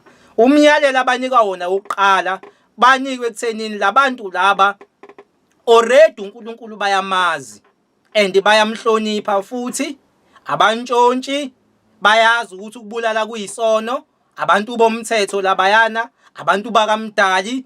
So nina aniyelanga laphayana ukuthi njobafundisa labantu izinto ngoba bayazazi, kodwa lapha niyondlalela laphayana ama-administrators nama-industries okufanele afike sizothatha umhlaba wabo. Nina niyobathambisa kahle kahle laba bantu makuthiwa ngiyahumusha nje, ngiyakuveza lokho ukuthi mabethi bazothatha umhlaba kwakufanele bendlalele inkampani kwakufanele zifike lana. Omunye uzoyibuza ngithi unginaba kancane lapho khona bezoyibona ukuthi inkampani kanjani okwakufanele ifike lana.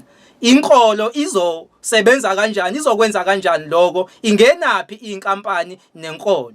nayi-ke la ifika ingene khona angani phela la eAfrika siqoka amabheshu angithi ibheshu ungaligqoka unyaka wonke aligugi ibheshu yabo noma liguga akuyona into eshesha igugu ungaligqoka 2 years ibheshu asasishintshela amabheshu la okusho ukuthi uma abelungu sina siyaqhubeka nokugqoka amabheshu okusho ukuthi abelungu babengeke bekwazi ukwenza umnotho ngoba kwakufanele ukuthi benze lena ama-industries basakhele indwanga ngithi umnotho kwafanele ubuyele ngakubona so ivangeli ke lona kwakufanele lizobasiza ekuthenini basifundise ukuthi uyabona ibheshu uNkulunkulu akalifuni impela lidimoni ona muqhubeka uqoka leli bheshu uzoya esihogweni thatha lento uyitshinge lapha yabo okuholo okuthandwa uNkulunkulu isudi noThayi kodwa lokho kwakufanele bekwenze besebenzisa inkolo kube sengathi uNkulunkulu ongayithandi okwenza ukuthi lapho mase sebeqala ama-industries lana abantu abaningi vele bobe sebelisaba ibheshu ngoba lidimoni angithi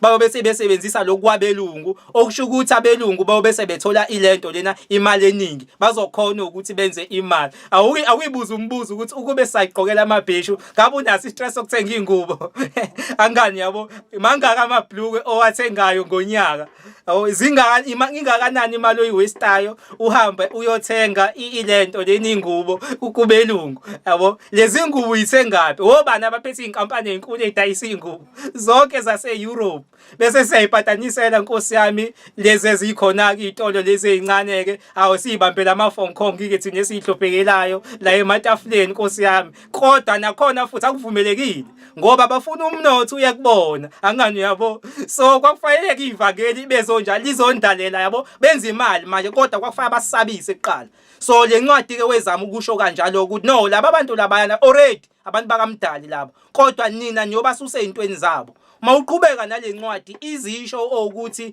no laba bantu labayana vele uNkulunkulu bayamazi bambiza ngamagama ahlukahlukene njengoba kadesho ifunda incwadi omzambo obani nathi la kwaZulu sasimbiza ngobani sasimbiza ngomveli kuqala uNkulunkulu asifikelwanga thina nabelungu sizwe sakithi sasivele isimazi sasivele singabantwana bakamdali nabelungu babekwazi lokuthi vele thina singabantwana bakamdali into kwakufanele beyilethe babezosusa ezintweni zethu bezosdestroya bezobulala amandla ethu khona soba isizwe esiweak so bengifuna ungidlalela kakhulu kulokhu kwama industries ukuthi kona kungenapi ingakho phela abantu ngomhla ka25 December bazi ukuthi kwakuzala uJesu ongelona iqiniso akukho ngisho eBhayibhelini kodwa abantu bakithi abaningi bayakholwa ukuthi ngomhla ka25 December kuzala uJesu awungitshela ukuthi ngomhla ka25 December imalini oyiwestayo uyothenga nje angani uyabona ukuthi zonke lezi zinto zazakhelwe ekuthenini besikwazi ekuthenini umnotho osuyise kubelungu bayadla bayagaina ke ngalezi insuku zabo abelungu ababesakhele zona ngomhla 25 December kodwa ukuze abantu bezocelebrate lizoba likhulu kwakufanele basakhele istory esoba special ngalolu suku uyabo bese siyakholwa nathi ukuthi lento ikhona kanti yayingekho umhla 25 December isizwe sakithi kwangazala uJesu abelungu babesikhohlisa akaze kwazi kwazala uJesu ngomhla 25 December ngisho kahle ngoba wonke umuntu uyakwazi lokho akukho ngisho eBhayibhelini ukuthi kwakuzala uJesu ngomhla 25 December mangaze sikubuza ukuthi ke nanti ngeBhayibheli bathi yilabo sina siyazi ukuthi bantshontsha imilando yethu into zethu labahamba nazo abayoyitwista ikuphi ke lekuthiwa kuzalwa khona uJesu akukho kodwa usuku lakhe wayibona lelo nama Easter futhi ngokunjalo usuku olingekho ngisho eBhayibhelini kodwa bakwazile ukuthi fake lolu suku lolu benze sengathi lolu suku lalikade lihlangene noNkulunkulu lalikade lihlangene nobani noJesu futhi nakhona njengoba sake sabe size sithi uGood Friday yonke leyo nto into eyakhiwe ibona ama Easter akahlanganisi lutho nenkolo ingakho naseyitolo ubone onogwaja amaqanda ehlanganisa lutho noJesu lonto kodwa kufanele uthenga ama Easter egg yonke leyo nto bayacommercialize abenza imali kodwa wena bakunika information wrong yabo kuyanyakazwa la benza imali bayenzileke imali abelungu ngoba abelungu la eAfrika mabefika bebabefundisa wayengekho umuntu onsundo futhi wayengavumelekile ukuba umfundisi umuntu onsundo hlobo khohlwa abefundisi kwakwabelungu so bayenza imali enhle kakhulu ngathi yonke into sasinikeza bona sibanikelela sibanikeza yonke into kodwa sina sasibanikelela ngeimbuzi yes babetshena okhokho bethu ukuthi abafika bezopha uNkulunkulu bephatha izimbuzi nezinkukhu yabona okhokho bethu inkosi yami ke inkathi sebecoloniziwe la nabo babenza njalo ke bapha bani umfundisi yena ngapha uyayithatha lezi zinto uyoqalani uyoqala iplaza amaplaza amaningi abelungu bawaqala kanjalo babefika ngala kwakuyibhizinisi lento ababenza babethi mabefika ngala afike umfundisi endaweni kwakuphoqa ukuthi kufanele kube khona isonto kuleli sonto endaweni bonke bazonikela bayisontweni bayanikela kumfundisi babapha imbuzi babapha izinkukhu ayithatha umfundisi lezi zinto ayihamba yoqala iplaza naseplazini lakhe futhi athatha abazalwane inkosi yami phela basiza uNkulunkulu bamsebenze bafukuze abakhohlisa athi hayi nenzela uNkulunkulu yonke le nto okusho ukuthi bana free labours baxhaphaza okhokho bethu so ivangeli lalizele lokho ukuzosixhaphaza kodwa singaboni ngokwabelungu babezozenzela umnotho ucommercialize ngathi so ingakho ke beveza kakhulu lento ama industries ukuthi hey la thina nyanizondla sizotshontsha umhlaba lapho sizothatha umnotho wabo ngizocela ukuthi njena ngithathe lo 5 minutes ngichaze lencwadi bese ngidedela imibuzo ngiyabona impela abavivile bafuna ukubuza imibuzo kodwa angeke ngithi ukuyiqeda and then ngizobe sengilokhuza ke sengikwazi ukuthi ngiqhubeke ngilidedele ithuba lombuzo sona ke kule ncwadi lena baveza lokho ukuthi no hayi lapha yana sizocommercialize thina bayaveza futhi ukuthi no gxilane emavesini ke manje ekuthenini la eBhayibhelini umuntu ohluphekayo uzombona uNkulunkulu umuntu ohluphekayo uma nibatshene kanjalo nayifaka lento ngoba uqhubeka nencwadi bazwile ukuthi batheni bathi lento kufanele nifake kakhulu ezinganeni ngoba manje nifake ezinganeni izokhulela kuyona okusho ukuthi izukulwane babe sobevele sebe right iyobe lento sesi comfortable ngayo sesibona njengosiko impilo sesibona ukuthi umhla ka25 December usuku lokukhuza lokujabula lihlangene noJesu ama-Easter into ehlangene noNkulunkulu asawafuni into zethu zesintu sesiswe zesifile kodwa thina singaboni ngoba bazoyenza sengathi lento ihamba noNkulunkulu kanti bazocommercialize kodwa bathini kufanele kugxilwe kakhulu ezinganeni njengoba ke sikhulele kulamasiphoziso singazazi lezi zinto abantu sibavezela manje ukuthi hayi dlala belungu la labantu laba bebezokwenza imali bebezosicolonize bebezoyintshontshela umhlaba sona ke labefundisi ke baqeqeshiwe bafika la hayi bebenzela ibhizinisi then base becommercialize besebenzisa thina kuningi engisazokubheka kodwa ngifisa ukudedela njena imibuzo bengifuna ukudlula kule ncwadi ukubavezela abantu bakithi ukuthi bathini lapha yana eEurope mabeqeqesha befundisi ngoba phela babiza inkomfa bahlala befundisa isikhathi eside ukuthi amavesi enzowafunda yilawo fanele nibafundise labantu laba ethenini sibusisiwe isandla isiphayo kunesamukelayo nifake engqondweni zabo lento bayiphile angisho ukuthi ukupha kuyinto wrong kodwa bona babenzela bona evangelini ekutheni mabefika siyonikela laphana sibapha izinto hayi bathatha izinto iziningi izinto ababeyithatha abelungu la eAfrika sibapha yabo beyithatha ngobani sithina sipha uNkulunkulu angani yabo kwakufanele befake ethenini thina umuntu ohluphekayo uzombona uNkulunkulu yenzekile ke inkosi yami leyo nto noma uhlupheka kakhulu uthi hayi noma ngingahlupheka ngizombona uNkulunkulu yabo baze besinikeze namaculo eslavery colonize amaningi amaculo esicolonizwe ngawo yabo efanele noma ngagqoka amanikiniki ingubo emhlophe ngoyithola ngalena yonke la maculo abo bakwenza manje ukuthi nje sibe comfortable ngokuhlupheka yabo ukuze bezokwazi ekuthenini bekwazi ukusirula nokusiphatha yabo so ngiyacela ukudedela imibuzo njengamanje sikwazi ekuthenini siqhubeke nokunye mhlambe ngisafisa ukuthi njena ngidedele imibuzo ngibone ukuthi ngizokwazi yini ukungena kokunye ngoba la engifisa khona ukungena inkolo ukuthi inkolo bayiqale kanjani ikupho kwethu yilapha engifisa ukungena khona kodwa kwamanje ngicela ukudedela imibuzo ngizocima imic ngala ngakumina ngiyabonga Sabonga kakhulu emhlonishwa hayi kudlaliwe ngathi yabona uma usukhuluma ngaleyo kuhlupheka baze basho bathi isicebo sasile kude kodwa lo wayehlupheka wayesesifubeni saAbraham madoda shayiwe bathi ngicela ukusela nethuba kwamukela imibuzo ngibonile uMalibongo bephakamisile Mr Dlamini ngicela ukunika ifloor nabanye mhlaba abafisa ukubuza bangaphakamisa khona sizokwazi ukubahlela ngeorder Mr Dlamini the floor is yours baba Ngiyabonga ithuba. Nganibeka namhlanje intambama la eklasini. So umbuzo enginawo ufeel ngathi ubaba ekhuluma ngomhla 25 December ukuthi yasafundisa ukuthi usuku lozalwa kaJesu okuyinto ongasiyona. So umbuzo wami ukuthi ngabe ukucelebrate usuku lokuzalwa kuyinto mhlambe wrong kangakanani ngoba nginesiqiniseko ukuthi ngesikhathi sakudala la khokho abengizi kanje mhlambe sengisho njengoba celebrate nakhona ama-birthday ngifuna ukwazi ukuthi ngabe i-wrong kanjani into yokucelebrate kahle i-birthday yabo. Yilowo nje umbuzo wami. Ngiyabonga. Siyabonga kakhulu Mr. Dlamini, siyabonga kakhulu. Ngicela ukudouble check ukhona omunye nombuzo before ngihande over kumhlonishwa ukuthi mhlawumbe aphendule umbuzo. Ukhona omunye mhlawumbe nombuzo noma sonke si right? Okay. Hayi, buya ngathi kusi right. Mr. Duma, baba the floor is yours. Ngicela ukudlulisela umbuzo. Yebo.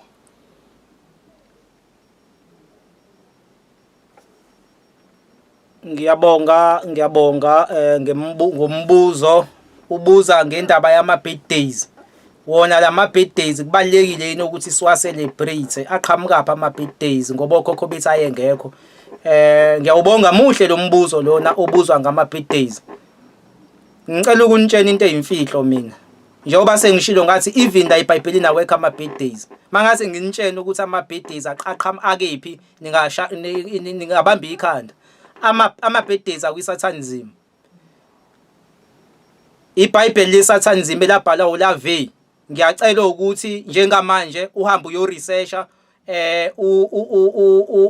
u-Satanic Bible bese usuyabhala birthdays statement for birthdays ukuthi lithini iBhayibheli lesathanism ngama-birthdays. Cela nje ahambe ayongiresearchela lokho noma mhlonishwa ungakwenza ngalapho bese ubavezela la i-screening. I-Satanic Bible bese usubhala the birthday statement Satanic Bible. Uzobona lapho ke ukuthi izovela nje ikuvezela iGoogle uhambe uyongena ama-pictures uzofika ubone ukuthi ithini isatanism ngama-birthdays. Uzofika ukuthola ukuthi iBhayibheli lesatanism lithi usuku obalekile ngokwesatanism ukucelebrate usuku lokuzalwa. Ngokwesatanism ukucelebrate usuku lokuzalwa usuku olubalekile ngokwenkolo yesatanism. Uzofika uthola into ekanjalo kodwa angifuni ukuthi lento ishiwo yimina, ngizofuna ukuthi ishiwo ilento lena i-Satanic Bible le ozoyiveza lapho. Ungene kwiGoogle nje Satanic Bible bese ubhala birthday statement. Izokuthatha ikufake phakathi ungene ama-pictures uzolibona iBhayibheli lesatanism. Uzofunda lapho ukubona ukuthi uthini uSathane ngama-birthdays. So ama-birthdays akahlanganisi lutho nomdali. Yinto lena ehlangana nomubi ngokwe-Satanic Bible. Kodwa ngifuna ishiwo yimina lento ngifuna ukuyiveza khona abantu bezokwazi ukuyibona. So impendulo ke engizomnikeza yona ama-birthdays akahlanganisi lutho nathi, akahlanganisi lutho futhi nomdali ahlangana nesatanism. Angindlaleke ngiyinabe lento khona bezoyibona. Ngicela ukubuza ukuze ube khona waba khona ngobani? Waba khona ngomdala ngithi. Uma wenza ibirthday usuku ubonga bani? Ubani ovikela umphefumulo wakho? Uyiphethe njengoba namhlanje ucelebrate usuku lokuzalwa. Ubani oyiphethe impilo yakho? Umdala ngithi. Njengoba wena wenza ibirthday ubani osuku umenzela usuku uzenzela wena, awenzeli umdali lokhu uyena ophethe impilo yakhe ngithi. Uma kuukuthi uzothi hayi ngisuke ngibonga yena phela ukuthi ungivikelile ngebirthday, ubonga yena kanjani ngephathi? Washo yena wathi ufuna umenzela iphathi. Uma ubonga yena yini ungalibhala ikhekhe lakho ukuthi God ke or ubhale bani ngendlela ongabhala ngalo ngoba phela uyena ogcina umphefumulo wakho. Angani uyabo? So lento yama-birthdays yinto eqhamuka komubi engamphakamisa umdali wakho wena owakudala kodwa uzibonga wena. Ibalimazile abantu bakithi lento yama-birthdays because abantu abaningi abakwazi lokho and futhi abaku-understand. Uyazi uyakuthola umuntu onsundu elahla isiphandla ukwenzela ingane isiphandla kodwa ancamela ukuthatha imali engango-3,000 azathenga izinto zokugxuma zey'ngane, oma-jumping castle, akhiphe o-5,000 amakhekhe amakhulu, abize ingane kuzodanswa, enze ama-birthdays. Kodwa isiphandla ingane akayenzele lokho okuyona okubaluleke ngempela ekufane ngabe ukwenzela ingane akakwenzi, kodwa lokho okudestroya ingane, lokho ongelona iculture yethu esakhelwe kona kuba ikona kuphakamisa kakhulu angani uyabo. So lento ama-birthdays iyingozi sizakithi kufanele siyibhasobheni, ayiqhamuki kumdali iqhamuka komubi, njengoba kade nginenzela nje into esimpulu ekuthenini ubonga abani uma wenza i-birthday, uzibonga wena. Wena uyayigada yini impilo yakho ngoba impilo yakhe igada umdala ngithi waye ungabongi kumdali. Umuthi uyambonga umdali wakutshena wathi yena ufuna ukubongwa nge-birthday, umenzela ikhekhe ye-birthday. So indlela yokubonga ukuthini uyiphathe kahle ngobuntu, uphile ngendlela yakhe, ugcina imithetho ngendlela ngokamdala ngithi iyona nje ngeke umbonge umdali nge-birthday angani yabo. So into njena eyakhiwa abelungu for ukusidestroya leyo nokubulala okwethu, sigcine silokhu sigcina le ritual yabo. Ama-birthdays afana ne-rituals makuthiwa abantu ngiyabahlebela, yingakho kuphephethwa amakhandlela. Ikhandlela irepresent i-ritual, ikhandlela. Yingakho nama wenza umsebenzi amaladi uyakufaka amakhandlela amaningi lapha. Yes. So ne-birthday futhi irepresenta i-ritual yobumnyama. Kuningi ebengizokuveza ngama-birthdays kodwa angithandi ukunaba kakhulu ngama-birthdays. Kodwa mukubambe nje lento esengishilo ekutheni ama-birthdays akaqhamuki kumdali, aqhamuka kwi-satanism.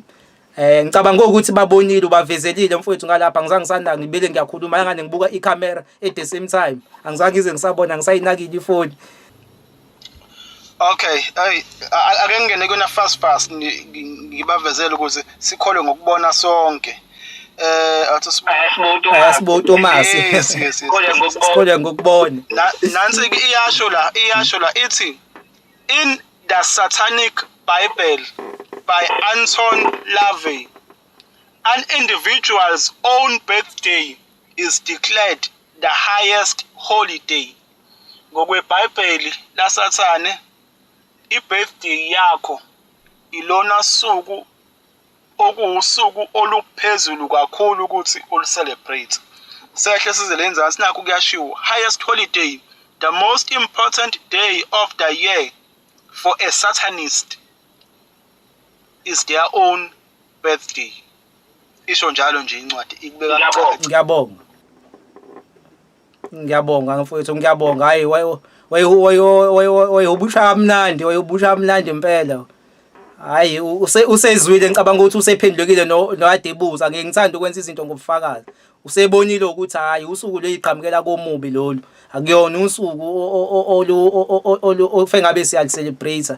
Kudlalwe ngathi basazenzela imali ngokuthi sisengamakhekhe yonke lento leni. Ngicabanga ukuthi mhlawumbe akekho omunye onombuzo. Kusa right. Hayi for now kubuye ngathi clear, mhlawumbe singaqhubeka nayo. Right. Yes. Okay, now ufuna ukugcwalisa usa right. Hayi singaqhubeka, mhlawumbe ngizobona late because bengifisa ukubuza since lapha eNorthern Africa basigodluza, then lenkolo edume kakhulu lapha le ekuthiwa iIslam. Ngabe lenkolo yakhiwa nayo mhlawumbe noma kuyisima kanjani? Bengifisa ukwazi ngenkolo uma usungena endabeni yenkolo ukuthi lenkolo le lapha ekuthiwa iIslam le edume kakhulu lapha ko Northern Africa ngabe yakhiwa for ucolonizwa noma mhlawumbe no inkolo nje yomdali nayo noma inkolo yathathwa somewhere kwabanye mhlawumbe njengoba kukhona ama-Africans lapho. Bengifisa ukuthola nje lapho nje mhlawumbe umbono wakho nje baba. Alright, ngiyabonga mfowethu, umbuzo obalekile. Hayi uzoyithola impendulo. So ngena impela kumlando weIslam yaqala kanjani, singene kwiChristianity. iChristianity kabantu bayazi, sesike sayichaza kakhulu ukuthi kwantshontshwa izinto zase-Afrika. Kunento ke ngifuna imfihlo lengizobavezela yona abantu abangayazi, ngoba abantu bakithi uma bekukhulunywa ngabelungu mina ngeke ngi-attack abantu abaningi bengi-attackela lento. Uma ngisuke ngiveza lo mlando bathi hayi niveza into eyingekho, nalento ngifuna ukuyiveza ibe nobufakazi yonke engizoyisho futhi mfowethu. ngoba abantu bakithi abawuqondi umlando ukuthi ujule kanjani nokuthi izinto zitwiste kanjani. Uma belungu befika bezontshontsha lapha eEgypt abazange beze bentshontshe kuphela lemlando lena yethu yalana nale Ethiopia yatholakala lo mlando yoHeruna nalezi ithombe eziningi esuke ichaza eziningi ezisuselwa ngoba istory eziningi eBhayibhelini beyisuselwa kule mbhalo yalapha yethu yabantu abamnyama yaseEgypt abantshontshanga yona kuphela. iEgypt yayikade ihlukene kabili. Kwakufike lapha yana kube ilaba besintu lesakhona lesi sengishilo koHeruna leselanga njengoba sasirecognize umdali njengelanga thina. Bese sekuba khona umphakathi obizwa ngokuthiwa ama-SN. Lo mlando walowo mphakathi wacinywa ngoba lo mphakathi uwo owawuphethe usikompilo lukaMdali. Yilo usikompilo lelo elibizwa ngokuthiwa ubunaziri or ubunazaretha or the Nazarenes. AmaRoma mayifika lapha eKemet afike adestroya amaNazaretha aphinde antshontsha imbhalo yethu lena yangalana eAfrika nalezi zinto zoHero okusho ukuthi amaRoma antshontsha izinto eziwu2. Sengizama ukunivezela manje ukuthi kungani abelungu babethi thina singabantu abakaMdali vele siyakwazi ukuphila ubuntu senza yonke into thina sasikade sabantu bomthetho okwakufike kube yini ilaw of Ma'at manizwa ngelaw of Ma'at kwakuyimithetho yabantu abamnyama leyo bese sekuzoba imithetho lena eyayikhona futhi nenkolo eyayibizwa ngokuthiwa ubunaziri. Ngiyacela ukuthi nginivezele ile nkolo levela kakhulu la eBhayibhelini ngokuthiwa kwakuyinkolo yamaJuda manje nikhuluma ngamaJuda kwakubunaziri lokho. Ngiyacela ukuthi umfowethu ungivulele incwadi lapha yana eBhayibhelini lapha kuthiwa izenzo kwamanye amaversion kuthiwa imbhalo 24 na verse 5 khona ngizobavezela lento bayibone ngoba yonke into engizoyenza ngizoyenza ngobufakazi ngoba lento engizoyisho isensitive iyona ezosithatha isifake emlandweni weinkolo zonke. Manje ufukube izenzo 24 iverse lika 5 khona bezoyibona lento engikhuluma ngayo. Usikompilo likaMdali sizwe sakithi nehlalo sasezulwini sise-Afrika kubantu abamnyama. Abelungu mabefika bezontshontsha bantshontsha izinto zabantu lezi zaseKemet babuye bazodestroya nosikompilo lethu likaMdali elalibizwa ngokuthiwa ubunazaretha abanye bathi ubunaziri. Yes kudume kakhulu futhi naloko ubunaziri kakhulu kodwa mina ngifuna ukuthatha nje uqonde kube specific ngakho ngifuna ukunifundela lencwadi khona nizobona ukuthi usikompilo la ngempela lulana eAfrika kwakuwubunaziri or ubunazaretha ngesingisi kwakuthiwa the Nazarenes. Ukubavezela ngokweBhayibheli ukuthi kahle kahle usikompilo likaMdali kwakuwubunaziri or ubunazaretha. But lo mlando usuphenduliweke njengoba usubona le eBhayibhelini sengathi lo mlando njengoba kukhulunywa ngeGibhithe sengishilo mina ngathi nalamaJuda abantu abacabanga ukuthi abelungu kwakuabantu abamnyama bantshontsha izinto zabantu abamnyama bayiguqula. So masikhuluma ngamaJuda abantu abaningi bayebeyitshena ukuthi ngicela ungivalele imic emhlonishwa. Abantu abaningi beke beyitshena ukuthi masikhuluma ngamaJuda sikhuluma ngabelungu laba abaqhamuka lapha eEurope. Namhlanje ke sizoba expose ngoba amaqiniso sizowabeka obala. Masikhuluma ngamaJuda sikhuluma ngosikompilo lalana eAfrika. Ludala lolusikompilo from la eKemet. Lalikade likhona njengoba kukhulunywa ngobunazaretha ke kubuye kuthiwa ubunaziri. Ungafunda futhi lapha mfowethu kube imbhalo 6 or unumeri 6 nakhona ngifuna ukuveza lokho obunaziri manje. Ngifuna uqala ngalokho obunazaretha ngoba masiveza lezi imfihla abantu bake besiphikise bethi hayi nikhuluma into eyingekho ayikho lento enishoyo. Bengifuna uqala ngobunazaretha sebekubonile bona. Mufunda lapha yana imbhalo sisikhulunywa ngobunaziri futhi nalapho. Ilona sikompilo ke sizwe sakithi la eAfrika uma sibizwa thina ngokuthiwa singaba ngoni yingoba sasingaphansi kosikompilo lwethu kwakufike kube yilokhu kwaseKemet bese kuba ilokhu kobunazaretha the Nazarenes ngoba manje ngifuna ukuzongena ezimpini ezabakhona lapha yana zenkolo kodwa ngisafuna uqale ngiveze ufakazi balento oqala khona mangena emlandweni abantu bezoyiunderstand ngoba kwasuka iwar kulwa amaRoma lapha yana eEgypt namaNazaretha the Nazarenes okwakumphakathi wama-SN impenkulu eyabakhona belwa boba u2 bebanga lento yenkolo angani amaRoma ayisenze nje ayisesuke laphayana eEurope ezontshontsha imibhalo ngala imlando eseyitwistile esefuna ukuthi emhlabeni abantu bebe ngaphansi kweRoman Dutch law. So lezi engala eAfrika ke ngala ko-Egypt lezi zasikade zilwa zona. So ngalana kwakukhona lo mphakathi ke sengushilo njengoba kade kufunda lencwadi wawubiza ngokuthiwa lo amaNazaretha, the Nazarenes. Le ade ufunda la akuye kuvele kakhulu eBhayibhelini kuthiwa ubuNaziri. Babephila ngobungcwele, babengaphuzi iwayini, babeshiya ihluthu sabo labo bantu, babephila ngemithetho kaMdali, abala eAfrika labo bantu. Njengoba leAfrika ikhandla lalivele lingagundwa sagundiswa abelungu. So abelungu ke bathema befika lana eAfrika base befika la beyithatha lezi zinto nosikompilo nabaprofeti ababeqhamuka ngaphansi kobuNaziri. Abaprofeti abaningi abalapha eBhayibhelini babeqhamuka ngaphansi kwenkolo yobuNaziri inqwaba, kodwa lo baprofeti baphendulwa namhlanje kwenziwa sengathi umlando wonke lena ubonayo weBhayibheli kwakuwumlando wabelungu, kanti wonke lo mlando wokade uthinta abantu abamnyama. O-Egypt kwakuthinta abantu abamnyama, abelungu bangene manje ngoba sebentshontsha imlando yethu beyisa laphana eEurope bafike beyitwista beyihlanakazela angani uyabo. So la bengade ngikhuluma ngobuNazaretha ngakhuluma ngobuNaziri. Umlungu oyivezile lemfihlo incwadi yakhe yacindezelwa uRav Shaul. Ngiyacela ungivezele incwadi lapha yana kaRav Shaul futhi ngalapho ebhalwe ukuthi ekhuluma ngamaNazarenes.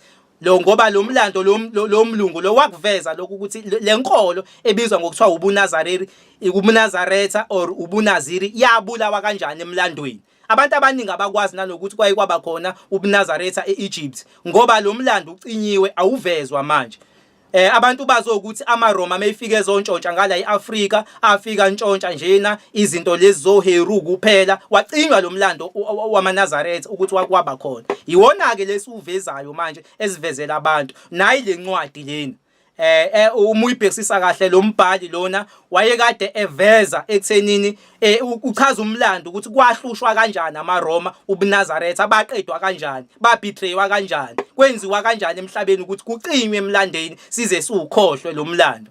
Yes, incwadi ezinye ke bebeyibhala lababhali kodwa bangalivezi iqiniso ukuthi labo maJuda aye njani.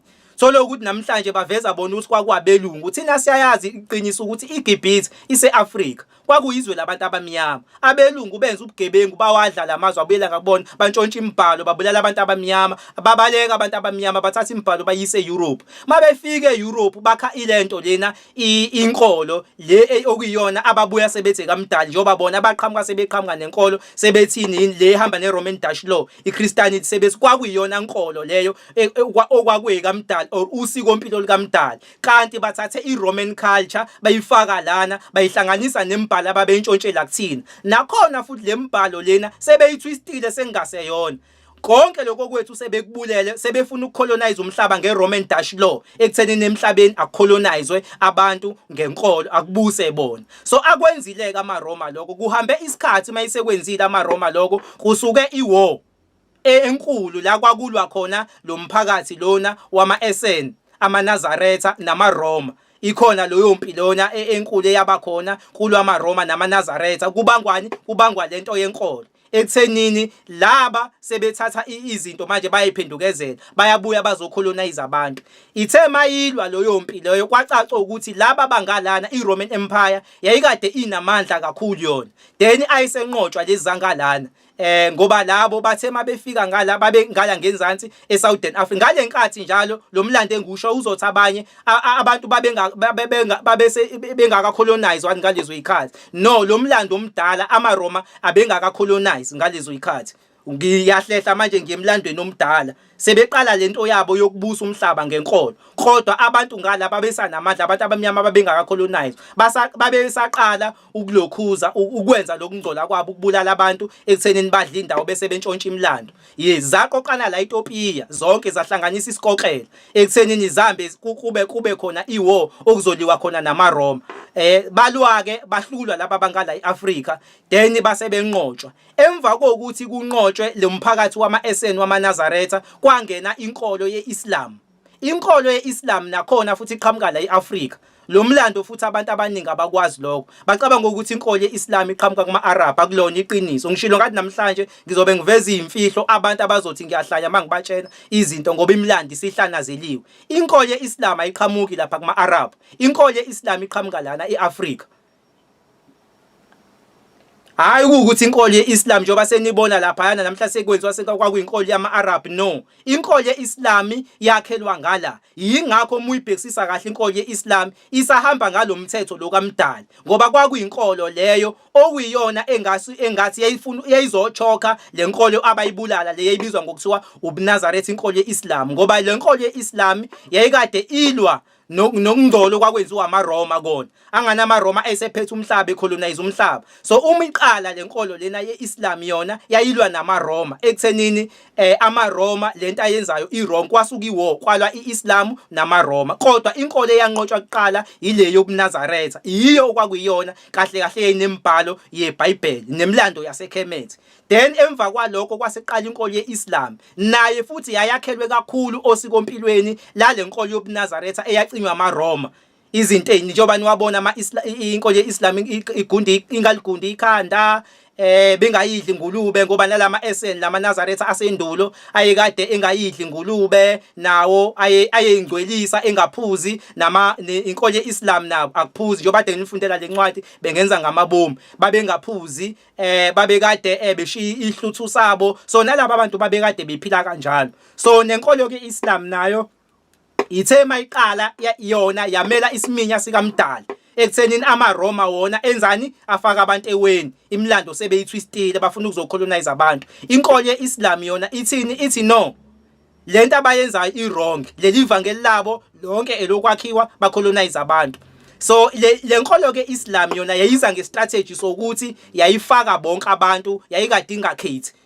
Ingakho ngisho ukuthi inkolo yeIslam kahle kahle ngokomthetho akuyona yama-Arab kodwa kwakuyinkolo eyayixube wonke umuntu eyayizobuyisela umuntu ebuntwini nasemthethweni kaMdali ngokwalapha yana eKemet. So lenkolo lona iqalwe futhi lana eAfrika yayihlanganyelwe ngoba if ubhekisisa nomlando kaMprofeti uMuhammad owala eEthiopia umuntu omnyama uMamprofeti uMuhammad. So lenkolo kakhulu ngoba even nangenkathi belwa babaleka bazocasha khona le Ethiopia ngoba balwa kakhulu namaRoma becashe kephi la Ethiopia belwa namaRoma inkolo yeIslam. So leyana kwangeyona inkolo yama-Arab kodwa kwakuyinkolo eyixube bonke abantu ngoba ama-Muslim avela kakhulu emlandweni ilabantu ababizwa ngokuthiwa ama-Moors.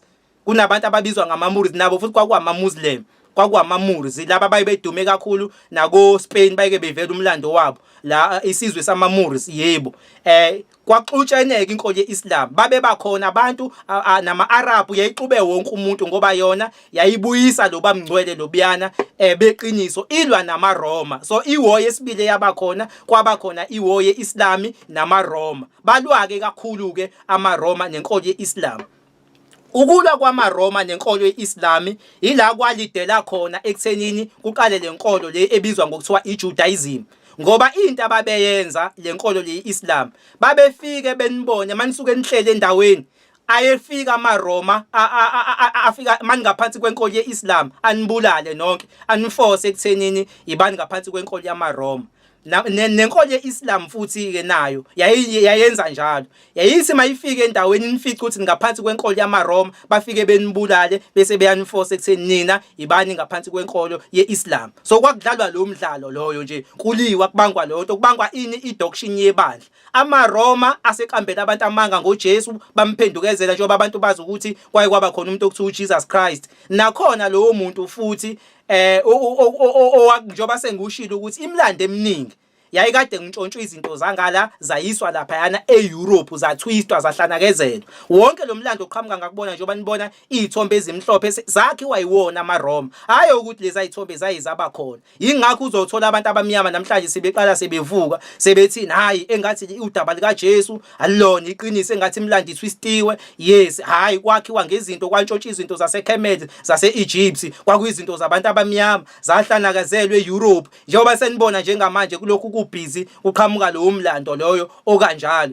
Yebo, ingoba vele babethatha into zethu bahamba baya kuyitwister. So into eyayibangwa ke kwakubangwa idoctrine yebandla ngoba amaRoma ayegcinisa abantu uKhisimusi, ama-Easter, bakhe izinto ezingakaze zaba khona, benze sengathi isikhona, babebulala iculture yezinye izizwe, beninika i-white wedding, baniphosise bethe kaNkulunkulu kanti kwakuyi-Roman culture. So babenza ubugebengu amaRoma befuna ukubusa umhlaba ngenkolo bedlala ngabantu. Iyona ke into eyicasula inkolo yeIslam leyo eyenza ukuthi ilweke babebanga lento ye-doctrine yebandla. Laba kweIslam bebethi umthetho kaMdali umile ingunaphakade njengala amaNazaretha abulawa qala wona aflashwa nje zisuka. Nawo babesho njalo ukuthi thina singabantu bomthetho. Umthetho kaMdali umile ingunaphakade. Ikhanda asiligundi. Asihlanganisi nezinto ezinongcola, siphila ngobungcwele. Yabo, laza ngale eEurope bathini? No, baforce abantu ekutheni nabagunda amakhanda, gundana amakhanda. Iwayini leli nje obade nginifundela incwadi kuthiwa umuntu mesethatha isifungo akayihlukanise newayini. iRoman Empire yona yayithi iwayini lispecial. Babeze benze nezinto zewayini nasemasontweni uyazi ukuthi yaphuzwa iwayini kuthiwa igazi lika Jesu. Yabo, ngala iIslam nayo ihamba ngedoctrine eyodwa nalabo ababulewe amaNazaretha bathi indaba yewayini ayisebenzi enkolweni. iIslam ithi indaba yekhanda ligunda. iIslam ithi umthetho kaNkulunkulu umile ingunaphakade. amaRoma wona ayiphendukezelile izinto. So yilona ke into ade beyibanga leyo ubona ade bebulalana kanjena usuka iwar ngoba bathe mabelwa kwaseqala lenkolo ebizwa ngokuthiwa iJudaism le efaka igqoko ezimnyama. Leya nkolo leyana ke iyaqalwa uKing Bulani. Leya nkolo yona ifike emva kwenkolo yeIslam namaRoma elwa yaqhamuka ke leya nkolo. Omunye uzoyibuza umbuzo ukuthi iqhamukapi le yegqoko ezimnyama elapha kwaIsrael manje. Inkolo lena eqhamuke ngangcino leyo. Inkolo yokuqala abayisusa nje abelungu kwakuyinkolo yala eAfrika, kwakuyilade nginifundela yona eBhayibhelini. Then kwase seqala ini inkolo yeIslam. Inkolo yeIslam emlandweni iyona inkolo yesibili leyo eyaba khona izolwa namaRoma. Sona ke kwase sekhamba hamba kabalwa bebanga indaba yevangeli kwase sengena ke umlando weJudaism wenkolo ekuthiwa iJudaism. Le nkolo ekuthiwa iJudaism yona yaqala phi? Yaqala eGermany uKing Bulani. Kwakuyinkosi wayenesizwe naye kwakuKing Bulani. Yina yesaba eziqala iJudaism. Njengoba senginitshenile ukuthi kwasuka izimpi zenkolo kubanga ukubusa. Uma befika endaweni namaRoma amaMuslim lenkolo esekuthiwa yamaMuslim manje sengishilo ukuthi kwangeyona inkolo yamaMuslim, kwakuyinkolo yawo wonke umuntu and isekelo sayo okuningi kuqhamuka ngala eAfrika. Yonke idoctrine yebandla leIslam yayiqhamuke eAfrika. Kuukuthi amaMuslim khamba isikhathi bayithatha lenkolo basebenza sengathi kwakuyinkolo yabo lena ngalenkathi seqina ukucolonizwa komuntu omnyama. Yebo, kwagcina sengathi inkolo yeIslam kodwa kwakuyinkolo yawo wonke umuntu. Umuntu onsundu wayeba yiMuslim, umuntu uyayixubile bonke abantu, yayihlanganisa abantu kahle kahle. Yabo, izama uqoqa abantu loyo nkolo akuyona yamaMuslim njengoba abantu besho namhlanje sengathi kwakuyinkolo yamaMuslim. So na ke iyona ke into eyayibangwa leyo ukubona babemele iqiniso behamba ngemithetho yangala eAfrika yobuntu lokhu kwaQamdali. amaRoma wona laba base-Europe bakade behamba izinto beyithwistile bedukisa abantu befuna uzocolonize abantu bakhela izinto ukuthi bezocolonize abantu bona. So na ke le yakhumbulane inkolo iqala kanje nake. Uyabona uKing Bulani ukuthi la izweni sami uma ngase ngiphumela obala ngoba kwakufanele ukuthi uphumela obala ukuthi wena la izweni sakho ungaphansi kwayiphi inkolo. Uma kuukuthi wena ungaphansi kwenkolo yamaRoma ayakubulala amaMuslim. Uma ukuthi ungaphansi ukhetha inkolo yeIslam bayakubulala amaRoma. So uKing Bulani ke waqhamuka nobuchule yena wayesethini mina angeke ngize ngikhethe inkolo. Okungcono ngizozakhela inkolo yami bese ngihlanganisa konke lokhu abanakho la enkolweni yeIslam. Ngizokwazi ukuthi ngithathe umthetho wakhona ngiwusebenzise. Nangalena lokho sekutwista amaRoma, lokho okwakuwokwethu ngalana eAfrika kuwusiko impilo lobunaziri, lobungoni. Yes. Okwase kuthathiwa amaRoma nakhona sebenza abantu ukuthi bangabagcini njengeTestament elidala. iTestament elidala muninakisisa kahle izinto eziningi oyificayo lapha yana uyakuyithole kakhulu la eAfrika. Like ngikulinganise ngokusina amaHubo 149 ungayivula leyo ncwadi leyo ukufaka iqhaza kukhona lapha into eyigcinwa la eAfrika leyo ungafunda uDeuteronomy 15 verse 17 kodwa uqale ngale yokusina. So izinto eziningi uma uyibuka kahle kule doctrine yale ehamba ngokweqiniso ufika ukubambe ukuthi leyo qala kwakuyase Africa and inosiko impilo la eAfrika ngoba lapha ahambe lokukhulunywa ngokusina isikhathi esiningi kwakade kusina thina. So na ke inkolo le Islam ya adopta lo siko impilo lelo phela babeyilungisa lapho nalapho njengoba bona phela abakwazi ukusina kwakuyithini esasikwazi ukusina kulola siko impilo lethu lasendulo babe twista lapho ke bona kodwa kwakusaye usiko impilo oluyi1 nokuyingcwelisa indlela ababethandaza ngayo yonke into. So na ke bak-adopta ke laba beJudaism bayithatha loyo ingakho nayo ibizwa ngokuthi iAbrahamic religion. Yes bayithatha ke bayidrafta lolu siko impilo baligcina bagcina lokhu siko likaMdali bathi thina sesizophila ngomthetho kaMdali.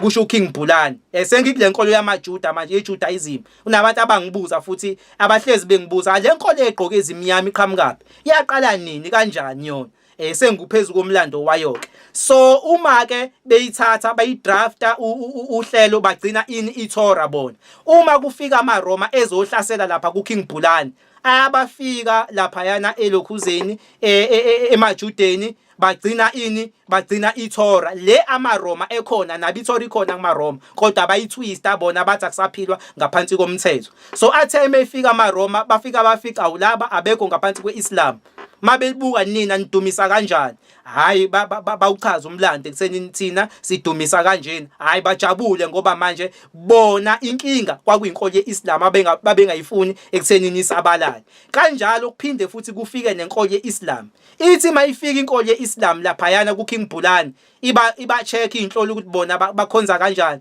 befika ukuthi hayi laba bagcina umthetho yabo bayikhave ngawo umthetho. Yes bangababulala ke ama Muslim. Yes isurvive kanjalo ke lenkolo lena ekhona emhlabeni umlando wayo ke wasinda kanjalo unjalo yona.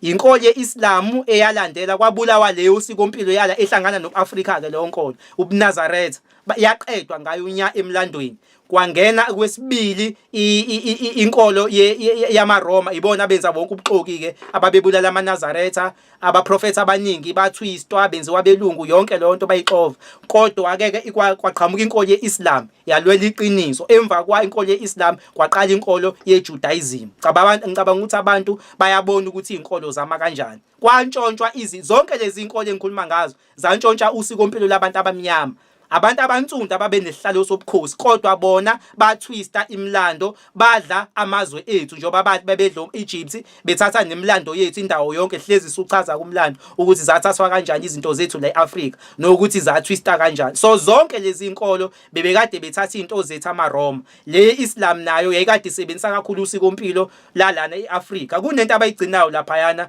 kule nkolo yeIslam le yesinxele yokuthi abasebenzisi isandla sokunxele emabedla leyo nto ufika uyithole ngala ngakuthini Africa yayikade yenziwa uma kuukuthi udla ngesandla selento lena sobunxele kwakuthiwa wawushawa kuthiwa udla ngesandla sokuganga naloyo nto futhi bayiadopta ama Muslim leyo ijulileke kakhulu inomlando wayo ukuthi isukaphi uyabo kodwa okuningi abakwenzayo nalolu siko impilo lale nkolo yaqale eEgypt le ebizwa ngobuNaziri babevele ebegcina. So inkolo yeIslam iyona eyalwa kakhulu ilwela iqiniso ilwa namaRoma lokho mina ke ngiyayingakufihli ngiyayingikuveze nje kucaca ukuthi inkolo yeIslam ya ebambe elikhulu iqhaza kuseni ilwe namaRoma.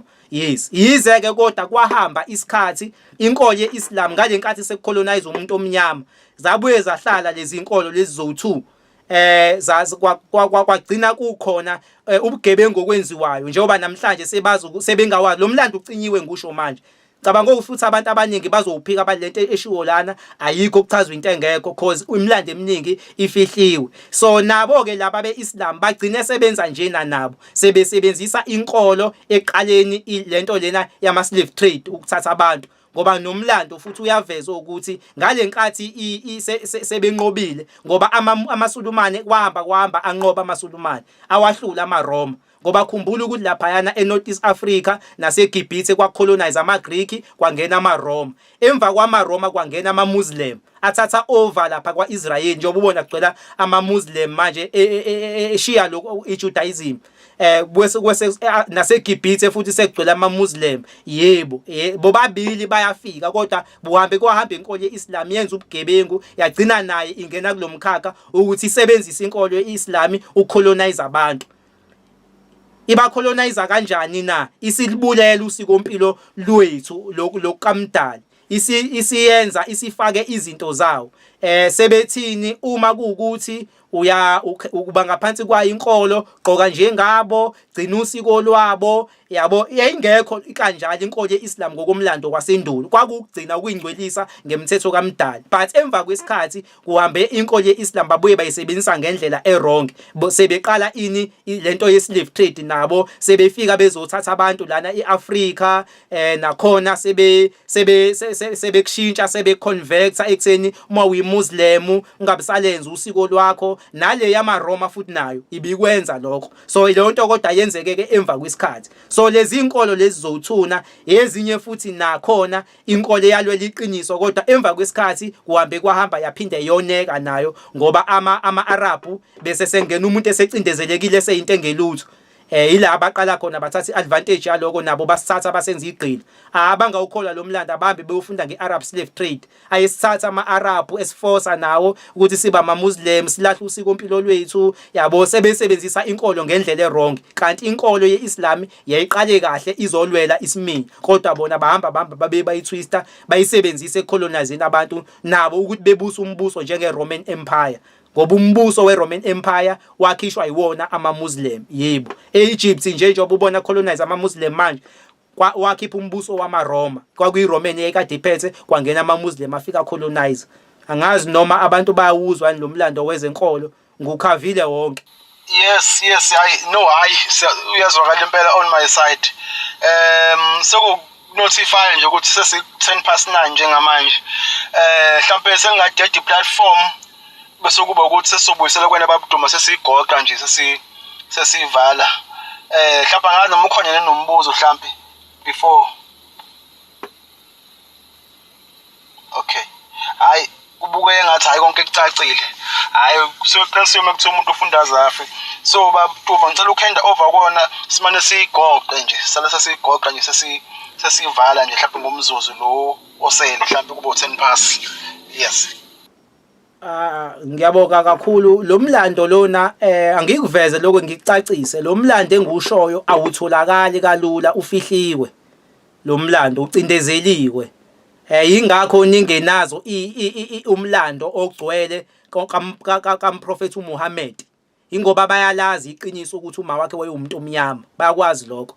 So lo mlando bawucindezelile. Bese sekuzoba futhi namaRoma.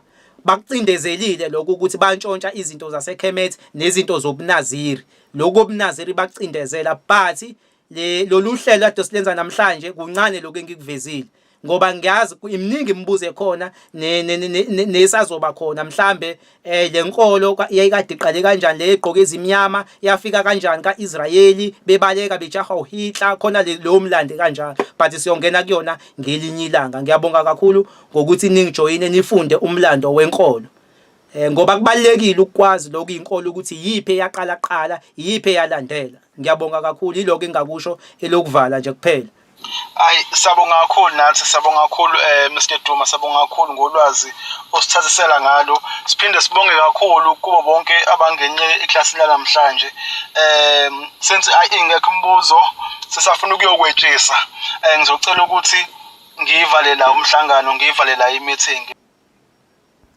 Ngiyabonga ukulalela isikhathi eside kangaka 2 hours wonke. Lo mlando kongasekugcineni ufihliwe, utholakala ndawo.